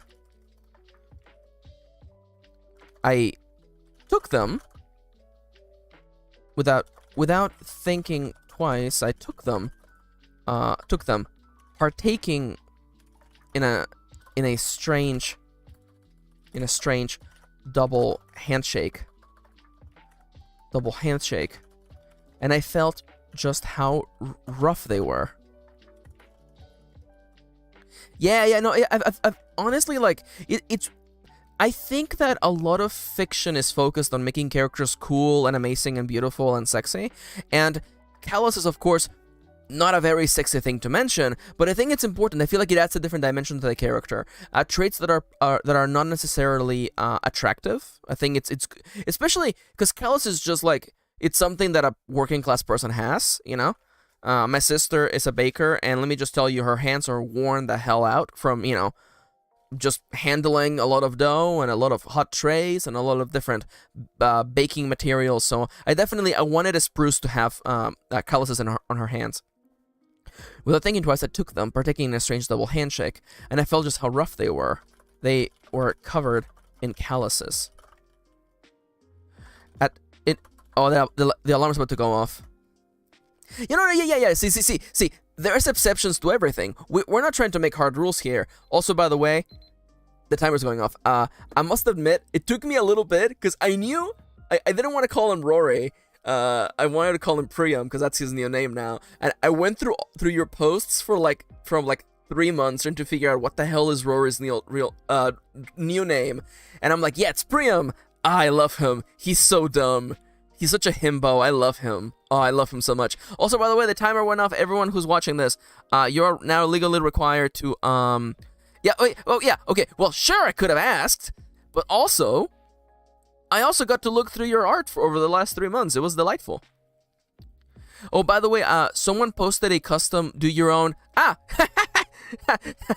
I changed the page without showing. Someone made this, it's getting cut off, but someone made a custom artist wrapped. I'm actually gonna be making my own. You should do it too, Charles. You should make a wrap for your art if you haven't already. I'm actually gonna do a preview of what mine's gonna look like, because of course I made it custom because I am a goddamn nerd. Yeah, here's my little wrapped for 2022. Yeah. I'll send you the link in group chat for sure. But definitely, like, you know. Yeah, the default one is white, but you know that I had to make it special. You know I had to make it special. Thank you. I was almost gonna write the names for all the brushes I use, but like that was also a little bit too much work. And I do have like custom brushes that I made, and some brushes that I made off of someone else's brushes. So, anyways, let me just go over here. What's our word count for the moment? Let me just, I already passed it. We're here. The word count is 1351. Not bad. 1351 at 2 Pomodoros. Yeah, no shame in shiny. Yeah. I had a lot of fun making this morning. This is half of the reason why I was almost late to the stream today. That, and I was making a character sheet for Lemon.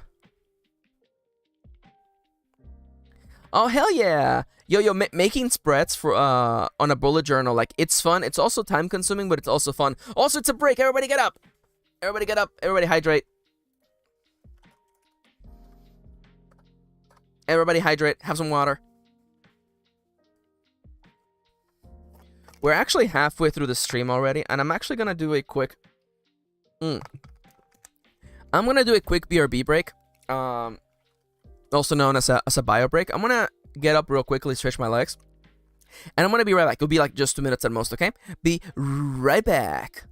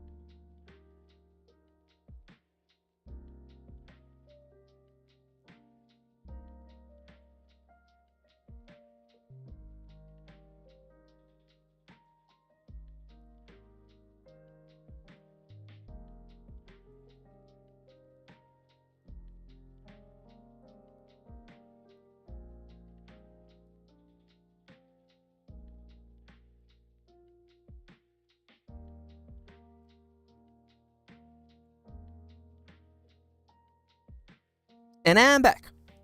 What are we talking about? Pasta? Pasta. Charles asks, what are y'all's favorite types of pasta or food in general? And Kira replies, all pasta. Marcia replies, a very big fan of any kind of pasta, to be honest. Now. Okay. Kitty's calling me out, but I have a point to make, okay? So, Kitty says Max loves orzo and the little wheels. Okay, hold up, okay? I think pasta is tastier the funnier the shape it is. That is why mac and cheese with dinosaur-shaped pasta is literally, objectively, the best pasta there is. The tastiest mac and cheese there is. The funnier the shape is, the better the pasta tastes. It's true. It's absolutely true. Scientifically proven, actually. That's why I love the little wheels, because they have a funny shape. Yeah, same with nuggies. It's so true. Oh my god, can I put Kitty on blast? Can I put Kitty on blast right now? Kitty, do I have permission to put you on blast?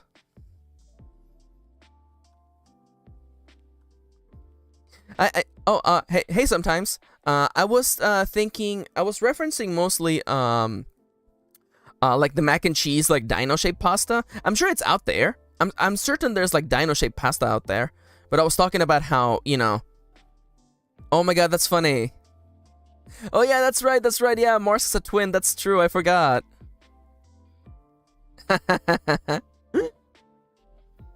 Yo, they make Hello Kitty pasta? What? Oh, anyway, I was gonna put Kitty on hi sometimes.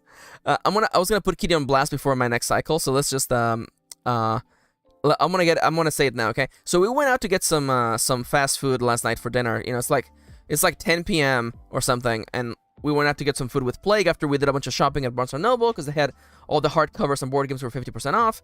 I go to the bathroom and I missed this. I'm so mad that I missed this. But apparently Kitty and Plague order food, and Kitty walked up to the cashier and, I kid you not, asked, "Can I please have the 10 nuggies order, please?" She asked for nuggies. I missed it. I'm so mad I missed it. I wish I'd been there. I wish I had seen it with my own eyes and heard him with my own ears. She asked for nuggies. Can I please have nuggies? It was adorable. Everything Kitty does is cute.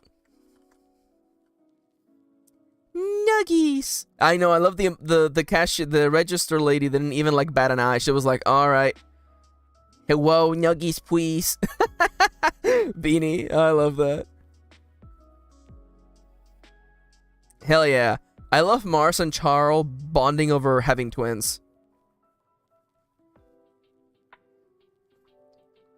I'm still dying at Beanie. Hello, nuggies, please.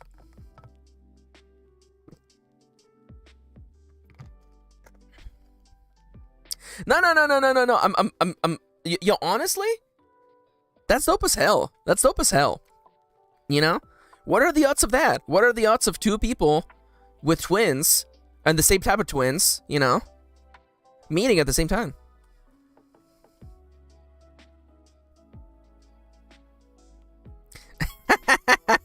Charles says, I'm a mod. I say we're allowed. Don't worry about it, Mars. It's cool. It's cool. You guys are good. Oh my god, yes.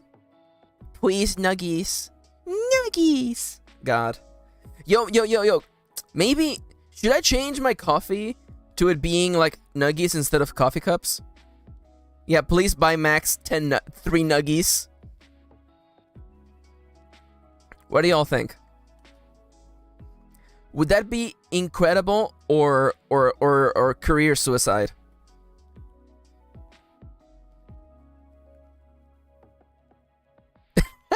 Three whole nuggies. Yes. 3 whole nuggies. 3 metric units of nuggies. Alright, I'm having too much fun. Let's do one more cycle and then we can probably do some brainstorming for the RPG. I feel like that would be really, really fun. So we are in the middle of this scene. We're describing a spruce. Yep. You're able to change what your coffee actually is. Well, I mean, I can change what the coffee is called on my coffee page. Let me bring it up. And I can also change what the stream says. For instance, I can make the stream say whatever I want. I'm actually gonna, you know what? I'm gonna change the stream right now to nuggies. Blank name just donated X nuggies. And I'm gonna send a test notification. You've got mail. Someone just donated 3 nuggies. Ko-fi rhymes with no fee. So that's not a real donation. That's a test notification. But yeah, there you go. 3.00 nuggies. 3.00 nuggies is killing me. Yeah, okay, I'm gonna keep nuggies for sure.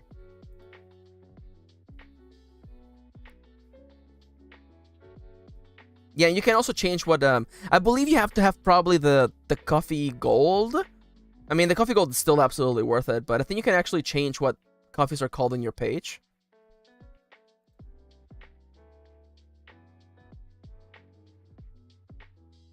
If I could figure it out. But yeah. Yeah, Nuggies feels good. Nuggies feels good. I'm still trying to figure out how to change it on my thingy. I want to do it. Wait, you can change the wording. Oh yeah, there you go. Buy me. You know what? I'm gonna do it for the meme. I'm gonna put it. Yeah, buy me a nuggie. There you go. I've made it now. Buy a nuggie. Buy a nuggie for MKirin. There you go. Buy a nuggie. Buy me a nuggie. That's so good. That's so good. Nuggies. All right. So I'm gonna make a note. We also need a nuggie emote. We need a nuggie emoji.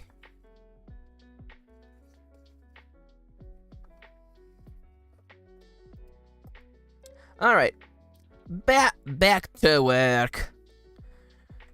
Without thinking twice, I took them, partaking in a strange double handshake, and I felt just how rough they were. They were covered in calluses. At the time, I didn't make much of it. That's the thread I was looking for. 25 minutes on the clock, and go. They were covered in calluses.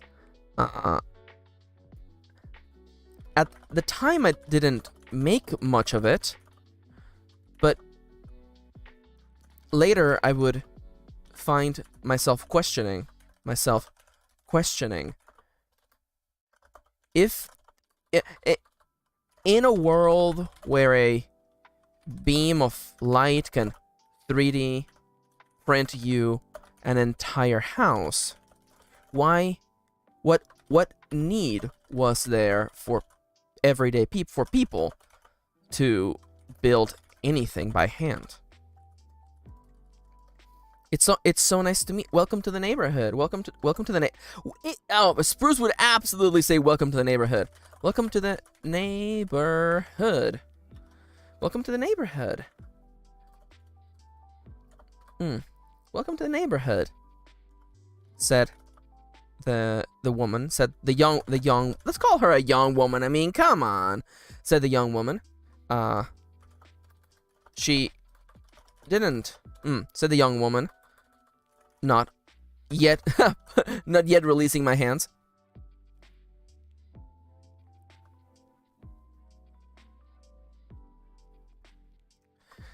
So, I do believe you might be able to. I mean, at least for me with PayPal, I am able to just put up my pen name. I had to go through some hoops, but I think I was eventually able to make that happen. Coffee, you can have PayPal and Stripe as options, so people can just pay using their credit card, or also just pay you through PayPal. I'm not super sure. By the way, Sidonia is asking. By the way, sorry, sorry, I just started answering the question. Sidonia said, "If I can ask, would you say that coffee is good for creator privacy? PayPal is abysmal for it. Shows your full name to the folks who are trying to donate." I think that Ko-fi is better because there's an extra layer. I feel like if someone wanted to see your information, they would have to go through PayPal at the very least. But PayPal, again, it allowed me to use my pen name, so, you know, maybe it's better. I mean, having that extra layer, I feel like someone would have to actively trying to find out your information through PayPal to actually get there. Ko-fi wouldn't just tell them that. It would just be like, you donated X amount of money to this person, or / this username. Welcome to the neighborhood, said the young woman. Still shaking my hand, shaking both of my hands with hers. So then he says, thank you. No problem. Always glad to help. I'm not super sure. I'm not super sure if I gave you the best answer possible, but I have had no issue with coffee and people finding my true identity. That of the identity of, oh my god, what is the name of Rogue Marvel real name? I was gonna say Bruce Wayne, but fuck it. Anna Marie Lebeau?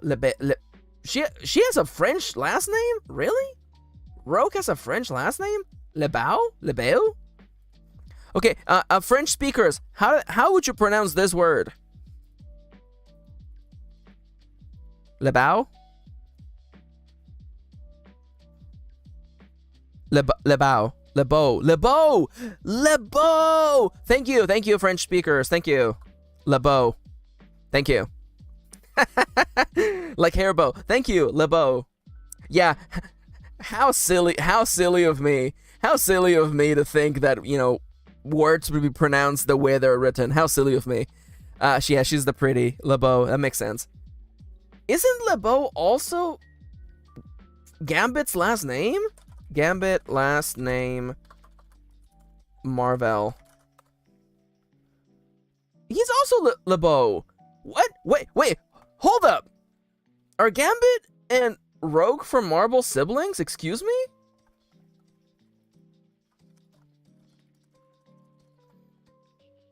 Oh, this is not a good search engine to say.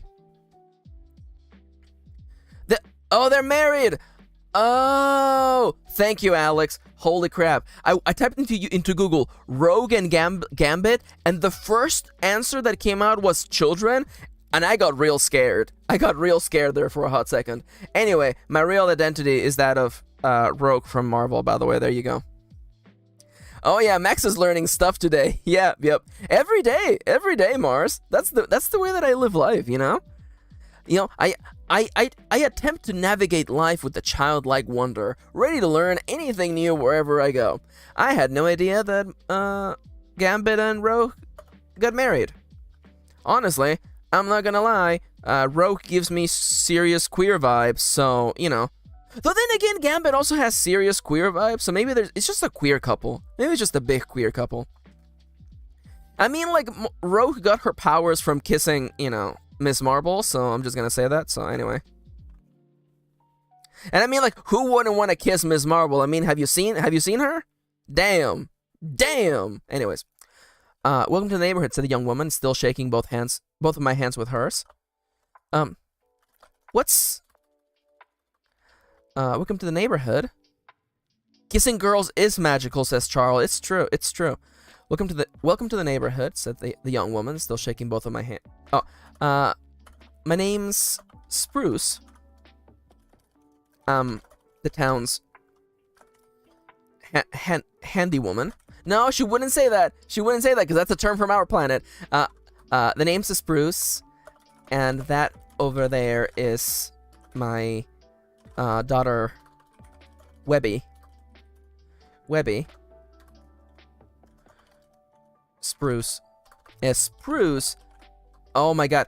Okay, Google, we're gonna have a bad time if you keep correcting a spruce to spruce. We're gonna have a bad time. Also, by the way, I know people were saying that, to you guys, LeBeau is spelled the way that it's written. So listen, you guys are right. It's true. I come from a different culture where pronunciation is different. So, but anyway, the lesson of the day is you guys are right. I'm wrong. I don't know how to pronounce anything, and that's okay. LeBeau. Just catch me never getting that wrong ever again. My name's Spruce, and that over there is my daughter Webby. Spruce gestured to the little child still playing on the lawn.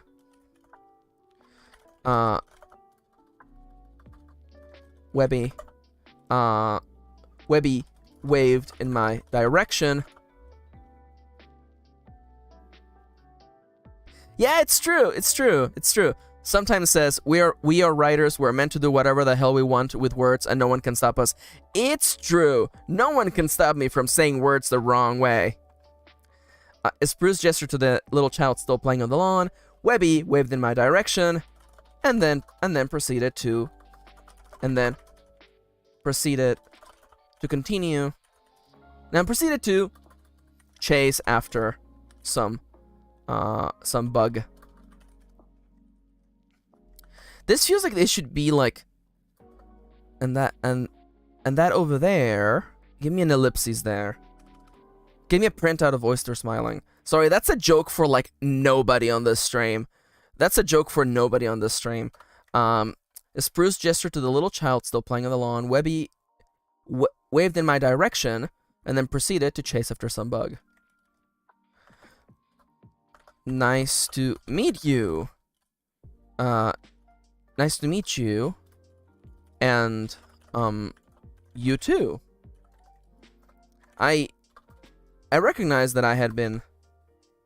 and you too. I recognized that I had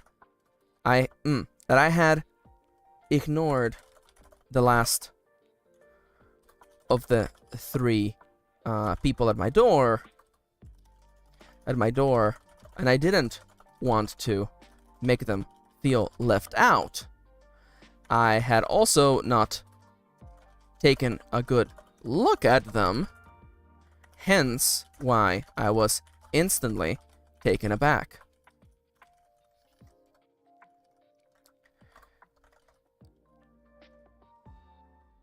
And I'm the mayor of this town. Oh, no. And I am the mayor of this town, said the most energetic, bubbly voice I'd ever heard. Oh my god. Sorry. I have a vertical mouse, just to make my, just to help with my, wrist problems. And the issue with a vertical mouse is that it's, how do I say it? Vertical, you see. It's taller than regular mice. So I keep doing this thing where, I move my right arm over to grab the mouse and I end up just like nearly knocking it off the shelf, or knocking it off the desk like every single time. Anyway, and I'm the mayor of this town, said the most energetic, bubbly voice I'd ever heard. Seeing as how I had been expecting someone to arrest me, Seeing as how I had been expecting someone to arrest me, I was not I was not prepared to meet Juby. And we're doing a little bit of like, I was not prepared to meet this person. Her name was Juby. In part because she was anything unlike any politician I had ever seen. And in part because of her chair. Juby, it feels a little I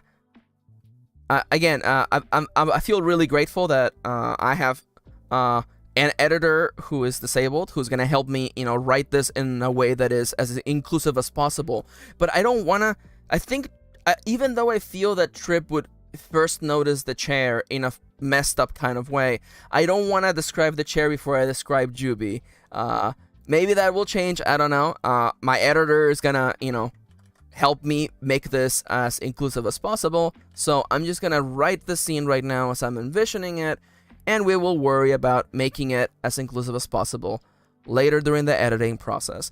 Seeing as how I had been expecting someone to arrest me, I was not prepared to meet Juby. She looked younger than me. Like straight out of high school, or whatever the equivalent of high school was in this world. What the hell did I draw? Oh yeah, Juby has pink hair. God damn it. Was in this world. Juby. To meet Juby. She looked younger than me, like straight out of high school, or whatever the equivalent of high school was in this world. She had bright pink hair that came down to the bottom of her, that came down to her chin, came down to the top of her shoulders, that came down to the top of her, no, it just came down to her shoulders, Max, come on, to her shoulders, came down to her shoulders. It was parted down. Okay, although I envision Juby with a very particular haircut, also known as, like, Susan's haircut from Seinfeld, I don't feel like it's necessary to let the reader know that. I feel like just letting you know that she has bright pink hair, down to her shoulders. Although I recognize I think I just thought of a clever way to describe it, so let's try doing that. Even though I just literally wanted a whole spiel about how I don't have to tell the reader this, I'm gonna chase the feeling in my chest that tells me, Write it this way, Max. her hair was parted, down the middle in a kind of, what is a word for when people are fancy? It is a casual dinner. It is a formal, in a kind of formal cut, almost like something you would see in a politician 4 times her age. And yet, she pulled it off. Just like her outfit. She was wearing a vest. She was wearing a cream colored shirt, a blue vest, dress pants, and is it yellow? Am I actually gonna do yellow? Did I make it yellow here? I don't think she actually has a tie here. Let's not give her a tie. She was wearing a cream colored shirt, a blue vest, and dark dress pants. Were she not so young, I would have assumed she was some kind of office worker. Okay. Were she not so young, and had she not introduced herself as the mayor, let's actually take that instead. Had she not introduced herself as the mayor, I would have assumed she was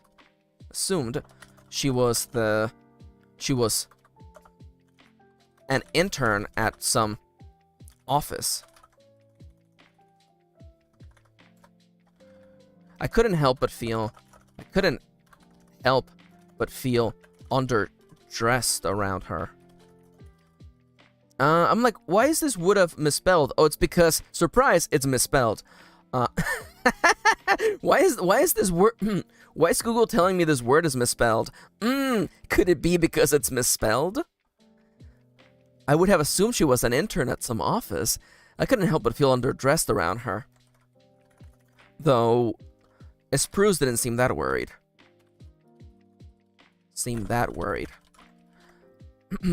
The other reason why I was taken aback by Juby's appearance was the chair she was sitting on. It had the construction of a wheelchair, except without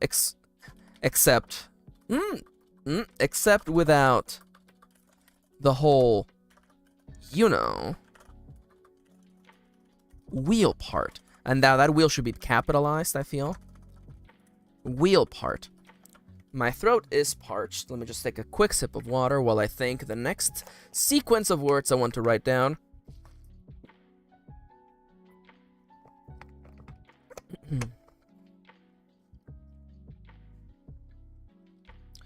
I think this is a great chance for Trip to externalize some of the brainstorming that I did during this, the preparation for this story. It had the construction of a wheelchair, except without the whole, wheel part.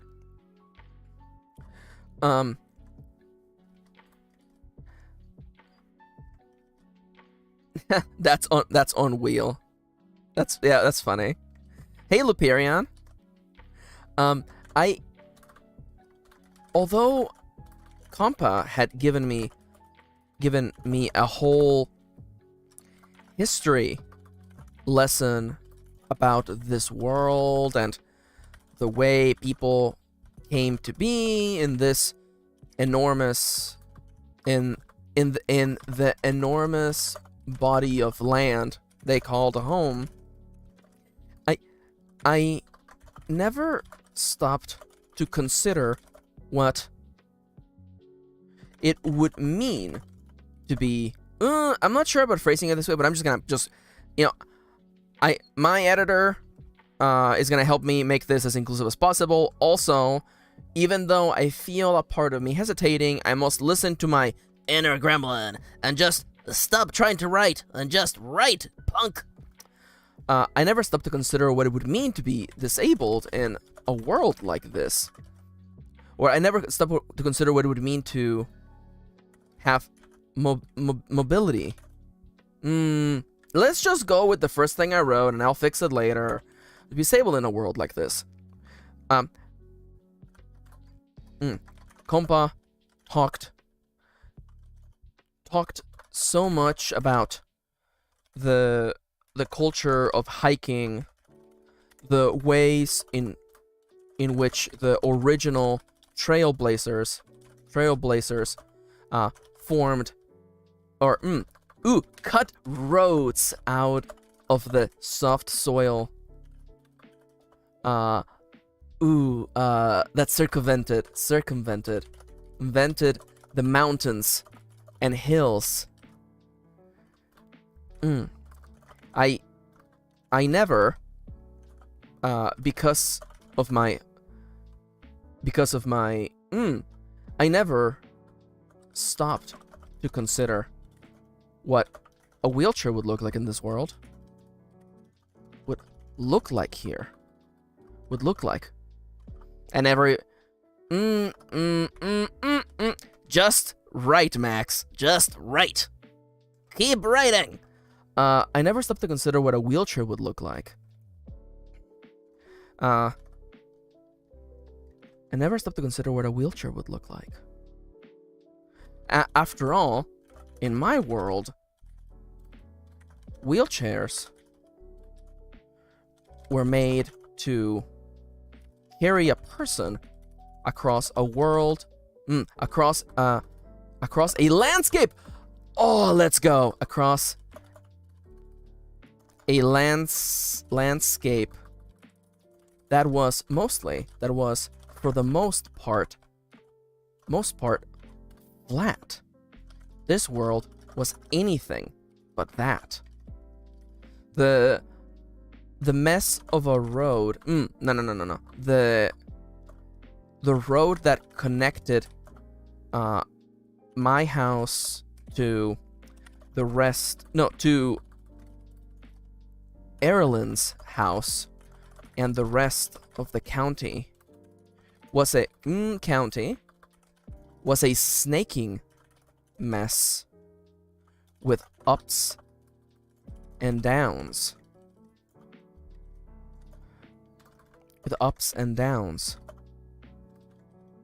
Wheelchairs, like I knew them, would have been entirely worthless.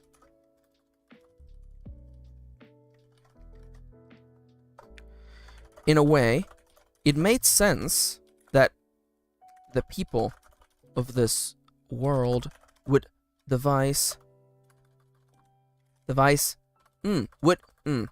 engineer, there you go, a different mobility device. Instead of legs, one that instead of legs, that instead of wheels had 4 leg-like appendages. Leg-like appendages? Let's go with what I'm thinking. Also, Lupirian, I saw your comment. Ooh, such a gremlin. It's true. It's me. The gremlin. Thank you. Everyone is so nice. Thank you. Yeah. Inside of every writer, there is a gremlin. And you have to listen to that gremlin to really get through the writer's block. One that, instead of wheels, had 4 leg-like appendages. Not... leg-like appendages. Oh, really? Mars says that one of their cats is named Gremlin. That's such a good name for a cat. That's a good name for a cat. It's a really good name for a cat. Is it a black cat by any chance? It feels like it would be like a black cat. Ah, yes. Lupirian says, thank you, wise writing, Gremlin. You're welcome. You are welcome, Lupirian. One that... Oh, it's a Grey Tabby. Oh, that's still good. Oh, that's still a good name. Oh, a Grey Tabby? That also works, honestly. If anything, it works better. A Calico named Chloe? Also very good. Very good, powerful cat names. One that instead of wheels had 4 leg-like appendages. The bottom of the legs had something that looked like a sphere. Guismo. Sometimes says they had a rabbit named Wismo. That's cute. Oh, really? Mars says that their cats came with their names when they adopted them. Yeah. When we adopted them, we were like, no, these are perfect. We can't change them. Honestly, though, those are good names. Those are really good names. Sometimes whenever we go to like a pet store or something, and we see like the adoption cats, we're like, it's like, I don't know if I can change your name, you know? Like a dumb orange boy cat named Cheddar. That's just a good name for an orange boy, you know? Sorry, buddy, your name's Cheddar. I can't change your name. Ooh, that's the timer, baby. I wanted to finish this crap. I want to just get this sentence done, okay? The bottom of the legs had something that looked like a sphere, except it was rough and covered in except it had the texture of except it had the texture of a car tire. I had yet to see the chair in motion, but I assumed it would move more like an ice skater than something like a spider.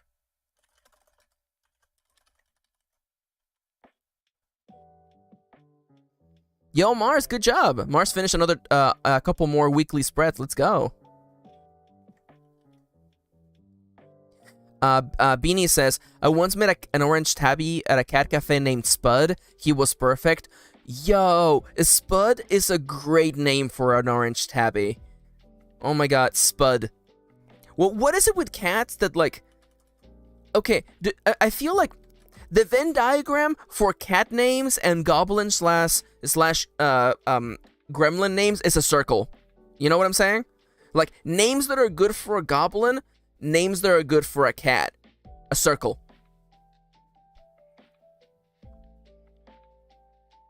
Is that a tweet? I feel like that's a tweet. I'm gonna write that down on my list of things to tweet later. Venn diagram. Cat slash goblin names. Yeah, I'll make that. Oh, hey, Kirin. Kirin says, I used to watch you years ago and lost my account, and I'm so happy to finally found your channel again. Saludos desde Guadalajara. ¡Ya! ¡Somos cuates! Somos cuates, Karen. Yo también soy de Guadalajara. Somos cuates! Hell yeah! Guadalajara, by the way, second biggest city in Mexico. The city of the beautiful arts. La ciudad de las artes hermosas. Las bellas artes. Oh yeah, people forget I can speak Spanish. That's right. The gremlin can also speak in Espanol. Supported languages. Also Spanish. Okay, everyone, the timer went off, so everyone is legally required to get up and stretch your legs. I hate to just, you know, say it so, but, you know, sitting is the new smoking. So give yourself a chance, if able. Get up, move your legs a little. My knees have been bothering me today because it's suddenly so cold, so I definitely say move your legs a little bit, if able. Stretch your arms, and drink some water.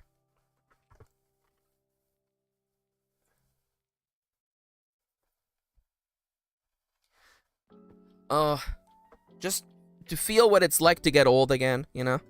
I say that as though I knew what it's like, but yeah, just this morning, just one of my knees is like, I'm gonna just be in pain because it's cold. Yeah, I don't know. I don't know if it's just an age thing.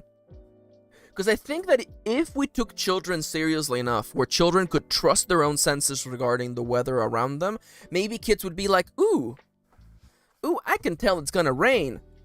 Progenitor, it's going to rain. I don't know, I've always been, my entire life I've known when it's gonna rain because I can just sense it in the air. Not like in like a supernatural way, but I can just smell the moisture in the air and I'm like, oh yeah, that's rain, baby. Also, one of the greatest smells of all time, by the way.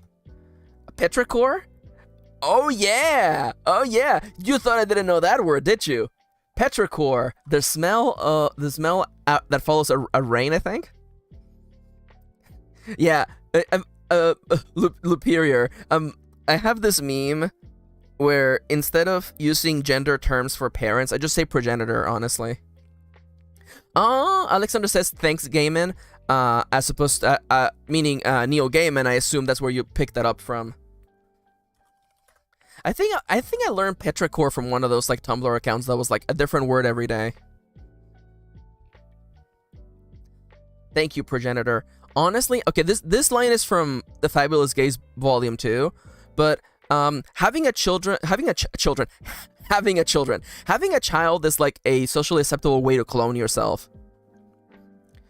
So, you know, every time it's just like, you know, like I think, you know, when the day comes that there is like little copies of me running around, if they want to call me progenitor, I'm completely okay with that.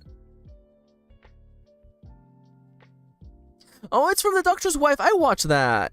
Oh, I think I remember that episode. Petrichor.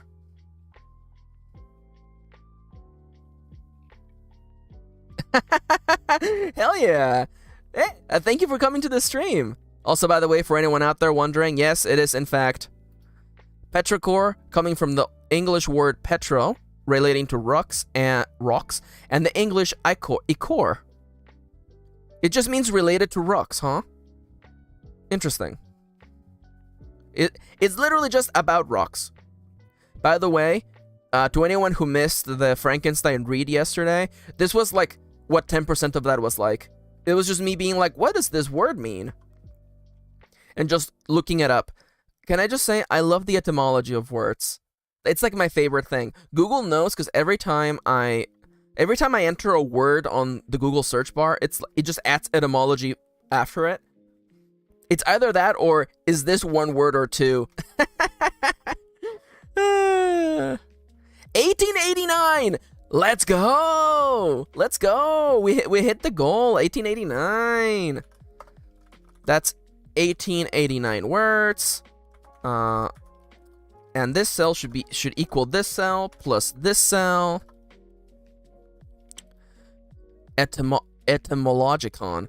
Alexander Sixword asks, have you read the Etymologicon? I'm gonna open it in a new tab. The Etymologicon. Is it just a book with all the etymology definitions everywhere? The Etymologicon, a circular scroll through the hidden connections of the English language. I have not read this, but this baby is going on my to-read list. Actually, I'm gonna stop the stream to look up if it's on Libby.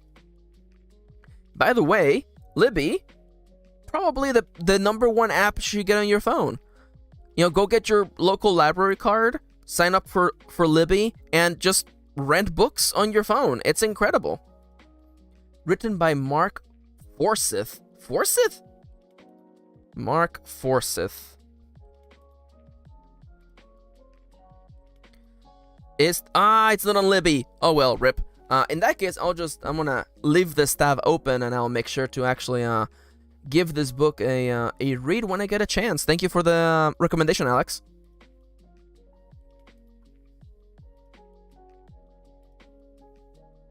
Oh, that sucks, Mars. I hate that. It pains me because, you know, libraries are so important. They're so like cool and awesome, and I'm just it just breaks my heart. It just breaks my heart. Oh, hell yeah, baby, no worries. Yeah, Kitty's gonna go to a doctor's appointment. Everybody wish Kitty luck. Best wrench ever. So apologies to all the other wrenches. It's just I'm a little bit biased because Kitty may or may not be, you know, my writing partner, soulmate, all of those funny, fuzzy feeling things. Also, this cell should equal this cell divided by this cell. 630 words per Pomodoro. Not bad, honestly. That's actually that's some really good numbers. So the title of this stream was, I'm gonna write 1,600 words or so help me God, and I gotta say, mission was accomplished for sure.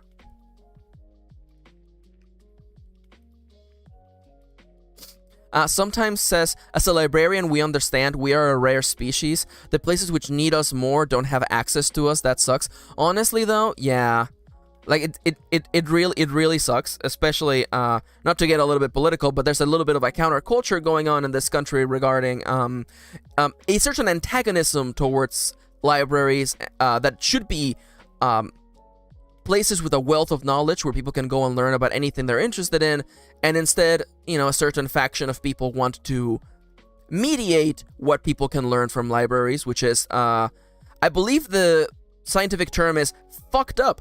So, you know, I definitely, I do my share to try to protect the libraries near us for sure. Libraries? Libraries actually goat it. Again, I'm super blessed in the area that we live in, so, but yeah, definitely. Sorry, I'm just thinking about, I just got a little bit emotional about thinking about my local library anyways. I'm not gonna have that story just yet. Alex says that working for 6 months in a library was the worst experience of their adult life. Now you have to like tell us why though. You can't just like lead it. Like Alex is gonna be like, and if you want to find out, tune in next week.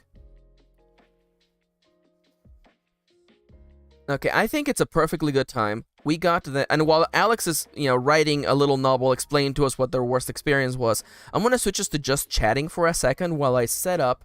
I gotta send some tweets. I gotta let people know. Yeah! Oh my god. I love that meme. I especially love that meme because it's short enough that YouTube doesn't actually flag it for copyright infringement. I love that bit. All right, I don't need any of these open. I'm gonna go open Twitter. I'm gonna go open Tumblrinos. I'm gonna let people know that we are switching over to doing some brainstorming for the campaign. Where we did it. I got words written on stream. And now we're switching gears. Gear emoji. Oh, that's why you're not working. Gear emoji. To working on the role-playing campaign. Which, by the way, it's happening today. It just is happening tomorrow. So come help me put the last finishing touches on Gaze in Space. There we go. Just writing a small little essay here to get people excited. And I need the rocket emoji, please. The rocket emoji, the die emoji, and a couple just throw some sparkles in there for good measure, and boom, send it. Also, I'm sorry, the song that's playing right now in the stream, to everyone who has headphones, of course, is Lo-Fi Leah's remixes of Chemical Zone from Sonic. I'm gonna start playing it again because this is literally the song that I found them with. I freaking love this song. This song is incredible. I wrote half of a book just listening to this song. Da da da da da da da da. Da da da da da da da da da da da da. Oh my god, people, things are happening in chat and I've completely missed them because I'm just like tweeting out stuff. Let me see what's been happening in chat. So we wanted to know why Alex had the worst summer of their life, the worst 6 months of their life working at a library. Alex says that it was a toxic environment. It wasn't autism friendly. I had two meltdowns and my depression came back fast and hard. That sucks. I hate that. They said it was like the exact opposite of what they expected working at a library would be like. Yeah, but now Alex says, but now I have a different job and it's the exact opposite of that. Well, that's good. It's good that you got a good at the end things ended up looking up good. Now Perthra came into the stream. Hey Perthra. And Beanie's asking, will there be gay robots? It's something that we could consider. It's something that could happen. Sometimes we were talking a little bit about libraries and how important they are. And definitely, I also agree. I am glad that you have a better job now. So the things that I've been working on. Yesterday, by the way, we had a lovely, lovely little brainstorming session for our campaign, Gaze in Space. I'm gonna bring up the logo again because I freaking love that logo that I made. If I can find it, you know what? I'll just use the thumbnails.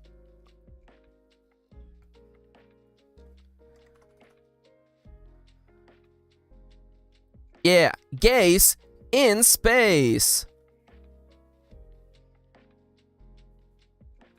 Oh, what would you like me to call you instead, by the way? Oh, yeah, Perthra, yeah. Pertha, yeah. No worries. Sorry if I messed it up. I have a character sheet for Lemon. This is actually not Lemon's image, by the way. That's just the image from Florence from the last time we were doing roll for a novel.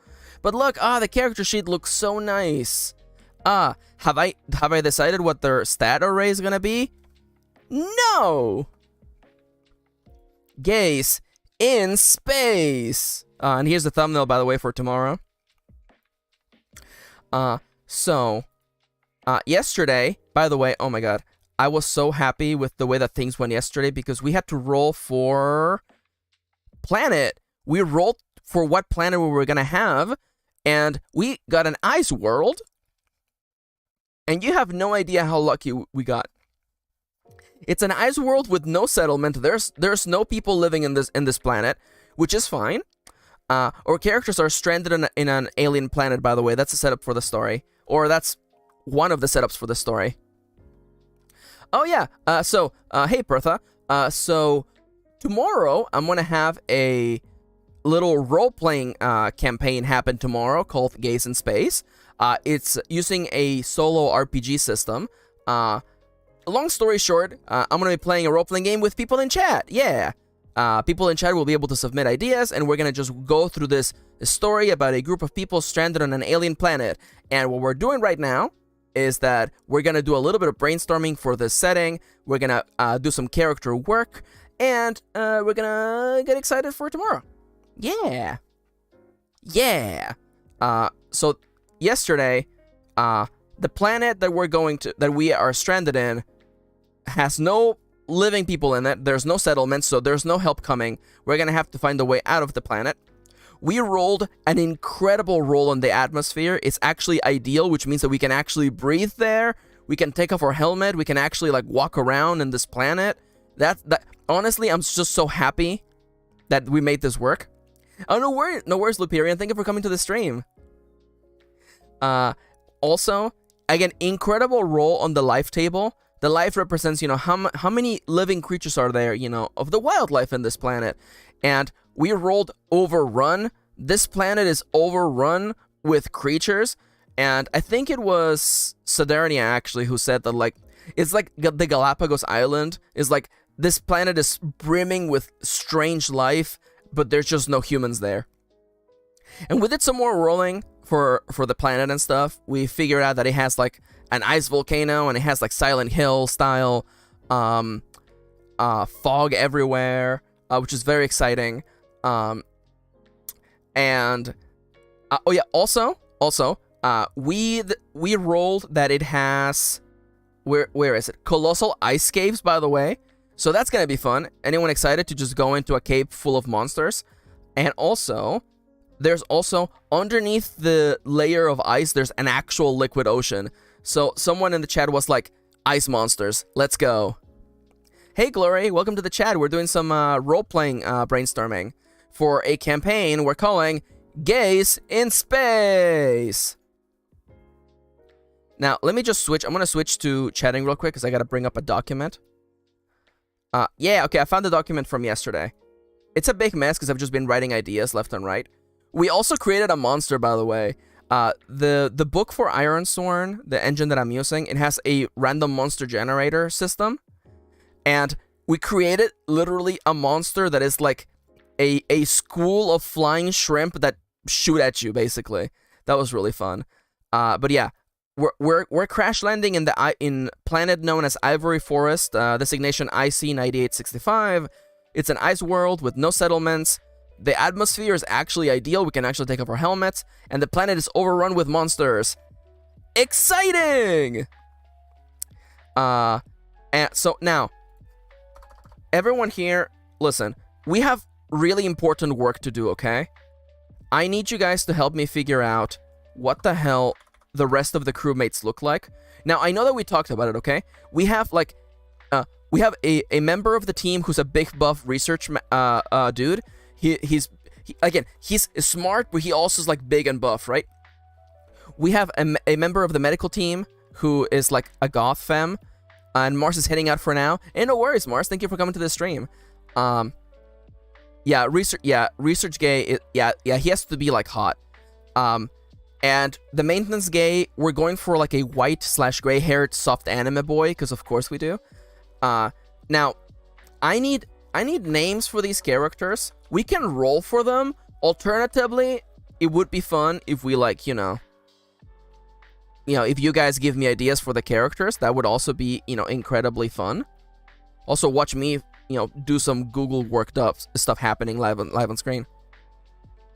Yeah, no, honestly, yeah, Research Gay, I think he should have like the vibes of like the more recent like Pokemon professors. So for now we're just gonna call him the Research Gay.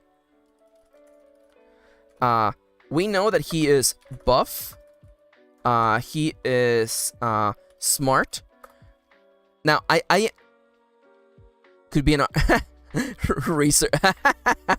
research gay category research/gay. Now I'm picturing him with like darker skin. I'm picturing him with like tan or like dark brown. And this is literally where my thoughts on this character end. I need you guys to help me come up with a hairstyle, maybe like a physical feature. I know that we can roll those things, but honestly, I also have a lot of fun with the chat helping me come up with things. So, honestly, literally just start shouting ideas into the chat, okay? Research Gay, how do you see him in your head? What kind of hair does he have? Glory, that's actually not a bad idea. So everybody's wearing spacesuits of a different color because every department had a different color. We decided that the research unit is wearing purple, but underneath he's definitely wearing white. Wears white clothes underneath. I like that. Hair tied up in a bun, says Alexander. It's possible. Salt and pepper. Oh, yes. Oh, yeah. Yes. Salt and pepper hair. Oh my god. Is this man a DILF? I need to ask. I need to ask the chat right now. Is this man a DILF? Tell me. This is really important. Charlie Arlette, moderator in the chat, has just hit me with an oh yes in all caps in the chat. Beanie coming in with the yes, yes, yes. I'm gonna just write down here in his character sheet, DILF. He has to be a DILF, says sometimes. Yes, this is the energy I'm looking for. He's a DILF. Okay, how long is his hair though? Okay, does he have like daytime soap opera hair? Does he have hair like a white man? That's what I'm trying to say. Or does he have like longer hair? Does he have textured hair? What kind of hair does he have? I also want to see if I'm able to somehow make doodles happen. I will have doodles for all the characters. Someone hit me with what kind of hair does he have?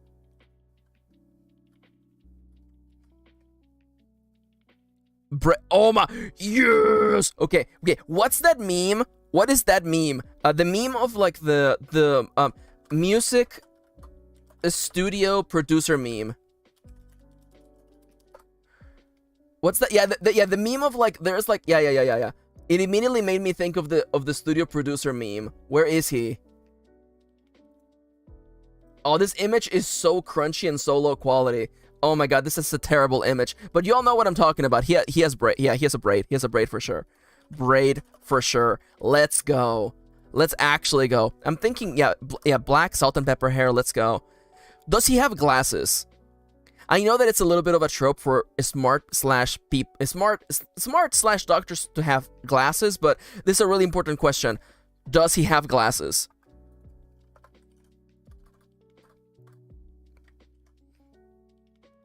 Glory is hitting me with a maybe. See, like, I feel both ways about it, so I want to see what the chat thinks, okay? Yuri Katsuki. Oh, I see what you mean. Yes, but he keeps them on a string around his neck. Beanie coming in with the goat play. Yes. Okay. I definitely, the glasses are hanging from his neck, okay? He only puts them on when it's time to get serious. And then he does the anime glasses thing, okay? Glasses hanging from neck. Let's go. Benny, you're hired. Charles is so right. They're just readers. He just has readers. Yeah. Oh my god. Yo. Okay. Now I need a name for a research guy. I need a name for him. I need a name for him. You know. I know. We're all writers. Oh, you know what? This is time for the dramatic close. Okay. We're all writers. Okay. Naming characters is probably the hardest thing, but screw it. Give me some names. Give me some names. I need some names. I need some names for the research guy. And his emojis are gonna be the purple heart, followed by, I'm thinking, is there a medical, the hospital? Oh, you know what? The stethoscope. Let's go. Ooh, Alfred / Alfie is good. Clarence is good. Okay. Clarence is good. Okay. Claire? Oh. Yo. There is something about a masked person with a femme name. Oh, I do kind of like that. Okay, if no one else yells at me with a good character name, I might go with Claire. Because I kind of, again, gender's made up and the points don't matter, okay? So I love the idea. Okay, sometimes she writes agreed. Okay, there you go. His name is Claire. He, him. Oh, there is something. There is absolutely something. Himiko's good, though. Yo, what if we make the... I actually like Himiko. Isn't Himiko... Doesn't that just mean princess child? Isn't Himi Spanish for Japanese? No, that's Hime. Himeko would be princess. No, Glory. I like that name, though. I want that name for the medical... Oh, that's right. It's research gay. I should actually... I know exactly what emoji should be. The emoji should be the research. It should be the microscope. Himiko is also good, though. I'm gonna leave Himiko here for now. So Claire, he's buff, he's smart, he has tan/dark brown skin. Let's go with dark brown. I'm seeing him dark brown. He wears white clothes underneath. He has salt and pepper hair. He's a DILF. He has a braid for sure. And he wears glasses hanging from his neck. They are readers. Now, the next character we need to work on is the medical gay. We know that she has, like, goth energy.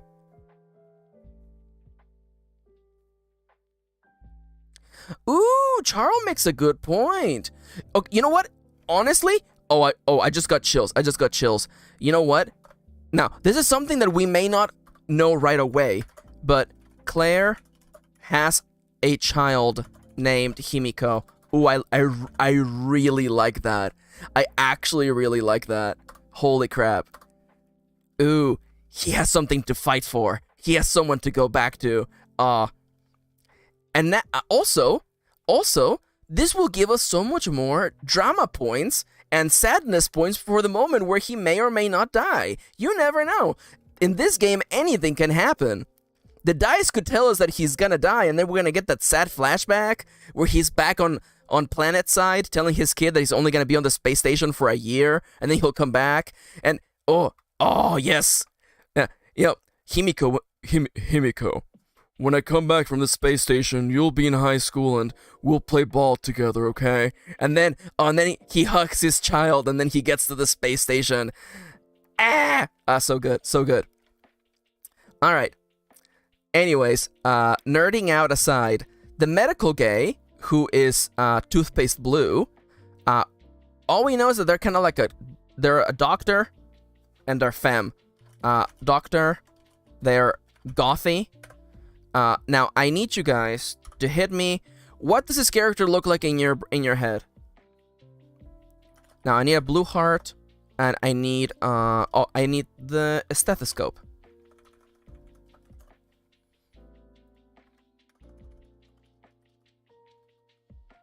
Oh, okay, yeah. Beanie coming in, definitely. You know, what do we mean by gothy? Black lipstick. I guess I shouldn't really say that she's a doctor. It's kind of assumed by the fact that she's a member of the medical team. I guess I should actually probably also clarify that Claire's a member of the research team. Two woman in a car meme. Oh, okay. I see what the meme is. Okay, I think okay.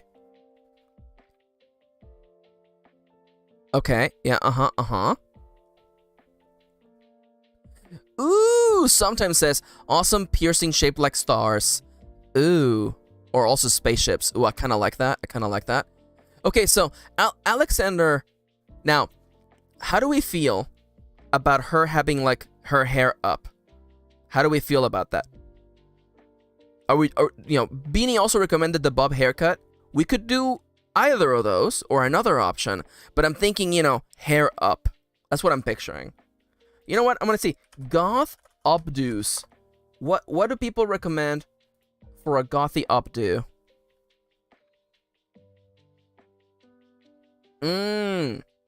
These are terrible ideas. Oh, you have your hair up, Oh, I'll take blue eyes for sure. Thank you, Glory. Blue eyes, which would kind of make sense. Blue eyes. Okay, let me just... You know what? Let's just... She can put her hair up while she's on a mission. So let's go with a black hair in a bob. Which reminds me that I could actually just... Salt and pepper hair in a braid. Okay, now, y'all gotta hit me with some personality traits, okay? Because she's just more than a gothy goth, What kind of personality does she have? How do you envision her, I'm also, I do picture her with pale-ass skin, basically. Pale skin. Not quite Wednesday Addams, but, Oh, there we go. Sometimes coming in with the kill. I'd actually really like that. When she ties her hair, she means business. Let's go. Let's absolutely go.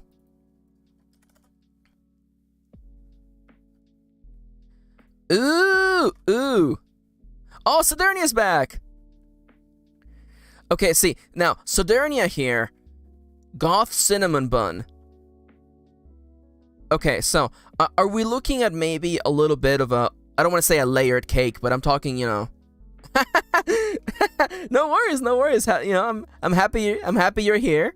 And again, we love lurkers here, so there's nothing wrong with being a lurker. Some other streams really, they kind of come hard to people. They come out hard on people. It's like, hey, if you're watching, you gotta comment on the chat, and that's not the way we do things here. Lurking is completely understandable and acceptable here. So I definitely, so the way that I'm reading the character right now, I see towards people. It's slow to open up. I see towards people, slow to open up. Actually, a cinnamon roll once you get there. Again, everybody loves when someone opens up, and I definitely want to have the ability to be able to, get there with this character. Which reminds me, what the hell is her name? Now, some ground rules on names, okay? It can't start with the letter C or the letter L. I don't like having characters with the same starting letter in my stories. It makes it hard to follow, or harder to follow. So definitely, I want a name, but not a C and not an L. Ooh, I actually like that. I'm gonna write that down, actually. I let my actions speak for themselves. I immediately envisioned the scene where, Claire is talking with Goth Girl, and he's like, I saw you in the cafeteria, but you never really said hi or anything. And then she says something to the extent of like, never felt the need to introduce myself. You already knew who I was. Narrator's note, the #1 member of the medical team. Angel is pretty good. Tabitha is really good. Okay, anyone else think that she needs to have all pages really good too? Ooh, we might have to put it to a poll. Trinity is also good. Oh my god, I definitely feel like she needs to have almost like an old lady name. Trinity also feels like an old lady name too. Akane, Akito, Emiko, also really good names. Oh my god. Oh my god, what am I gonna pick? Okay. Gertrude, hahaha. I see what you're doing there. Oh my god. Okay. Ooh, okay. Nobody take anything I'm about to say personal, okay? I'm just gonna go through the options, okay? Angel definitely feels a little bit on the nose. I appreciate the option. It's good. If Chet thinks it works. Tabitha, I see it, but it's not the right flavor of old. Paige, if this was a different character, I would take Paige. I love the name Paige. You know what? I'm not gonna spoil any of my books. And yeah, as Glory is saying, I think I like Trinity. Again, it's not supposed to be a Matrix reference, but Trinity is such a good. It almost feels like a religious name, which like it just gives her like a little bit of an extra dimension of like, wow, it's like if her name was like Providence or Grace. You know what I'm saying? Like, it has a little bit of that like religious flair to it. I like that. All right, her name is Trinity for sure. It also has a bit of like a serious air to it, you know? Oh yeah, for sure. Sodernia says, gives the same effect of having Angel but with a different vibe. I think so. Also, Alexander says, it also recalls Triage. Yeah, for sure. Yeah, it honestly, I feel like it works. Now, it's time for white/gray-haired soft anime boy. Anime boy who's a member of the janitorial team. And we decided that the janitorial team is going to be orange. Perfect. So definitely, this character, you know, I'm just gonna roll dice, okay? If you know what, the lighter the number that comes up is, the lighter this character's hair is. We're literally gonna just move the brightness bar on the character screen, okay? Okay, they have gray hair. Okay, that's a low number, which means it's not bright. They have gray hair. Okay, gray hair. Now, this character, a soft anime boy. You know what I mean? Aren't most anime boys soft when you think about it? Anyways, so I'm, you know, when I was brainstorming this character, I was picturing like Komaida from Danganronpa 2, but I definitely want to see what people are picturing in their minds. I don't want to, you know, I want them to be more than just, you know, a copy paste. Oh, I definitely like, I'm not sure about the second part, but I'm definitely gonna take suffered a lot of trauma in the past. We don't know why, and I think I you know, I actually I like leaving that open. What happened in the past? Question mark. What kind of haircut are we thinking? You know, like a big wild hair, or like short? Maybe not. Definitely not spiky. I'm not saying spiky. What about long hair? You know, what about do we want to do like a boy with like, you know, long hair, almost like half covering his face? I don't know. Hit me. What are you all seeing when you think of this this janitorial member of the spaceship crew, who's also a soft anime boy? Oh, okay. Neil from the Promised Neverland is good. A fluffy undercut. Ooh, a fluffy undercut is kind of nice, actually.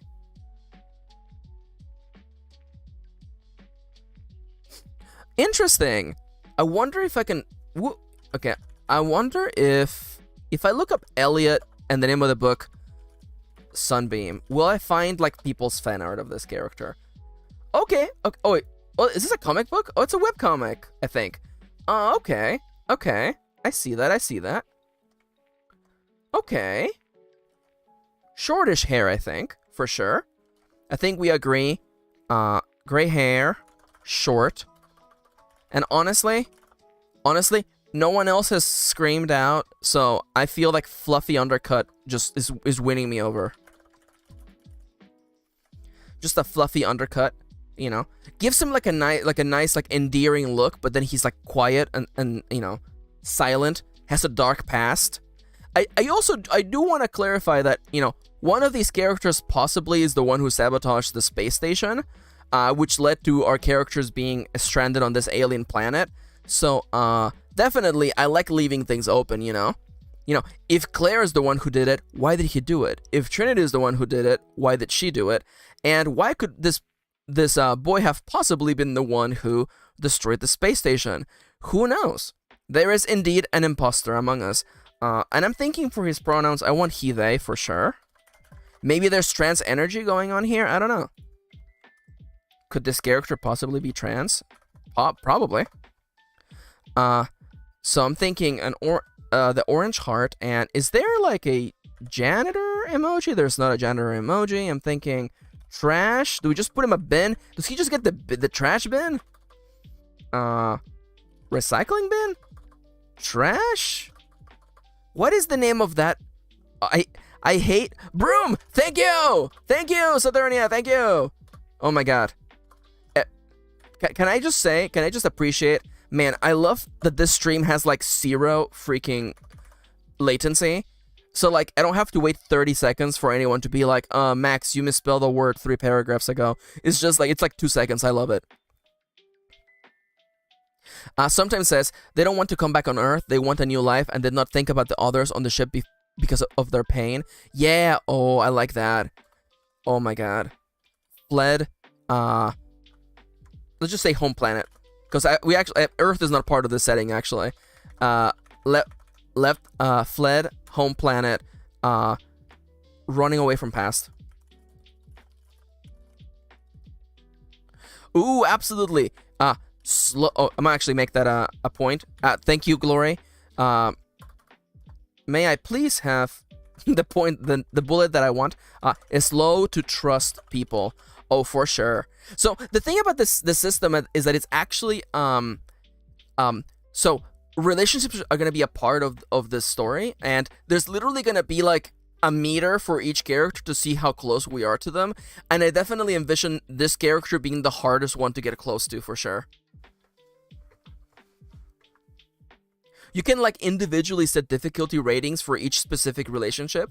So like, you know, maybe getting close to Claire is relatively easier, Trinity is hard, and this character is like the hardest out of all of them. Now, I feel like this character needs one more physical trait. I don't know if it's like a scar or an accessory they wear. I feel like I need something on their person. You know, something that, you know, tells us more about them. Also, by the way, I forgot to give Trinity ear rings / piercings in the shape of stars. Because that's a really good one. I nearly forgot to write that down. Also, can I just say how much I freaking love you guys helping me brainstorm this, by the way? This is so much fun. I can't wait for tomorrow when we actually start rolling dice and, you know, just seeing what happens. Gray hair, short, fluffy undercut, has suffered a lot of trauma. Okay, I definitely, you know what? Alex, I was envisioning that, but I didn't actually externalize it, so thank you. They're very thin and lanky, possibly malnourished. I feel like Lemon, the protagonist's first instinct is gonna be to just feed this poor hungry child. I'm gonna cut this just because it reads a little. I'm not happy with the reading, but definitely very thin and lanky. Now, while I'm envisioning this character in my head, I need names. Everybody. Somebody here, hit me with a name that is give me a name for a sad anime boy.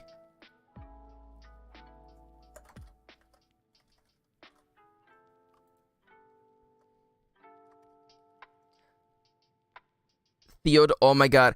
Why do I feel like he would, like, if his name was Theodore, he would, like, hate his own name.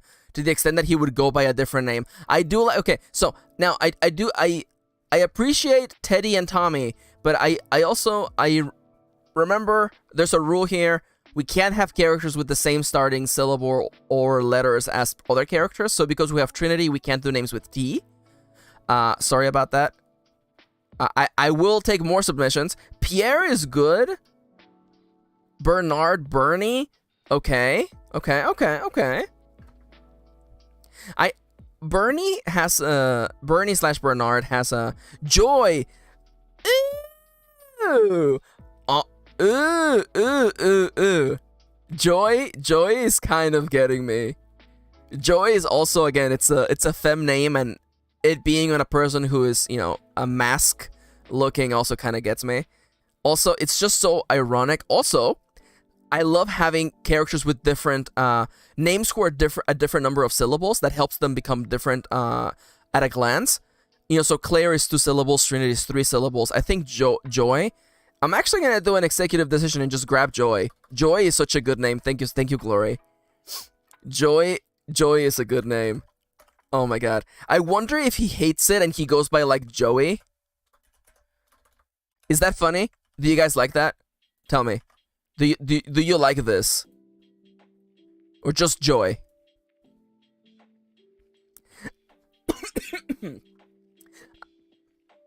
Excuse me while I try not to, you know, choke on my own ideas. Maybe, I don't know. I am very partial towards characters who hate their names. I feel like that gives them a little bit of extra character. Yeah, okay. I'm getting confirmation from Glory, who gave me the original idea. I'm always, again, I hate it when someone gives an idea and then someone else is like, ooh, I like the thing you said. I'm gonna twist it and make it something else entirely. Not to say that I haven't, you know, been doing that this whole time, but definitely seeing Glory being partial to that, I like that. Yeah, no, yeah. So Joey's real name is Joey, and definitely, as Alexander was saying, people assume his name is Joseph, and he doesn't correct them. In part because he doesn't like interacting with people. See, just within this little list of traits, I can kind of see the character in my head for sure. Oh yeah. Also, we have like 3 minutes left. Holy crap. We made a lot of progress. Is there anything else I need to roll on the tables for? Let me see. I don't think we need to come up with like a whole like space sector. We're gonna be in one section. We don't need factions because there aren't any other peoples on this planet. We can worry about like the dungeons, which are the derelicts and the precursor vaults later. Okay. I almost want to roll another creature, but we're definitely out of time. So let's just say, okay? I just want to see real quick, okay? If we were to encounter a monster on this planet like right away, what would it be? Would it be it would be a monster from 37. A monster from on land, okay? A land monster. Let me write that down real quick. Is it this one? Yeah, okay. Land monster. It's a land monster. Now, what kind of monster is it? What kind of shape does it have? What nightmare should we be preparing for? 58. 58 means that it's a jellyfish. Oh no, it's the fabled land jellyfish. Land jellyfish. Land jellyfish. Oh my god. I'm picturing like a Man-O-War. These are basically slimes. Because it's going to be like a Man-O-War that's not on the ocean. I'm picturing like slimes. Almost like RPG slimes, you know? Now, when you first see this creature, what is the first thing you notice? The first thing you notice is 42. Faceless or inexpressive. Yeah. Yeah, okay, yeah, that's definitely what a Man-O-War would be. No face. Nothing even closely resembling a face. Give me one more. What else do people notice about this monster when they encounter it? 100? Visible symbiote. Okay, I'll write that down. Oh, you know what? You are allowed, if you don't like a roll, you can just take one above or below. Translucent sounds even cooler, honestly. It really is just a jellyfish. It really is just a jellyfish. I'm picturing like a moon jellyfish, but large. Just like a large moon jellyfish. Now, when you encounter this monster, I keep wanting to call it an animal, but no. When you encounter this creature, what does it do? 26. It's a grazer. Oh my god. Oh my god. Guys, this is just it's just a big cow. It's just a big cow. It's just it's not even a monster. It's not actually like a monster. It's just like a big dumb jellyfish cow thingy. Now, after you spend some time around this creature, you learn an aspect of it is revealed to you, and the aspect is 77. Powerful bite. Okay. Definitely don't. Okay. Yeah, they bite. Okay. Lesson learned. It's like Elden Ring. It is like Elden Ring. Fuck, Charles is so right. Weapons. Big bite. Land jellyfish used bite. And its other aspect is 67. Noxious clouds or spores. This is really just the jellyfish from Elden Ring. Noxious cloud. Okay, so I'm actually. Also, it's 2 max. Oh crap! Oh crap! It's time for me to go. Okay. So we will think about this creature next time. I like the idea that the first creature we see isn't inherently dangerous. That gives our characters a false sense of security, and I actually really appreciate that. So we will worry about the land jellyfish tomorrow when we actually do the role-playing session of Gaze in Space.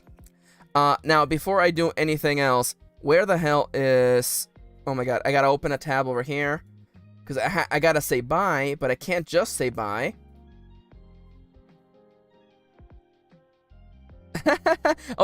Glory, it's gonna be tomorrow, starting at 11 a.m. PST.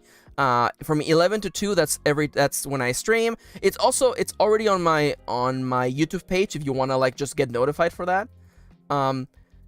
Also, if you happen to miss it, there's gonna be a VOD of that, so you'll be able to watch it later.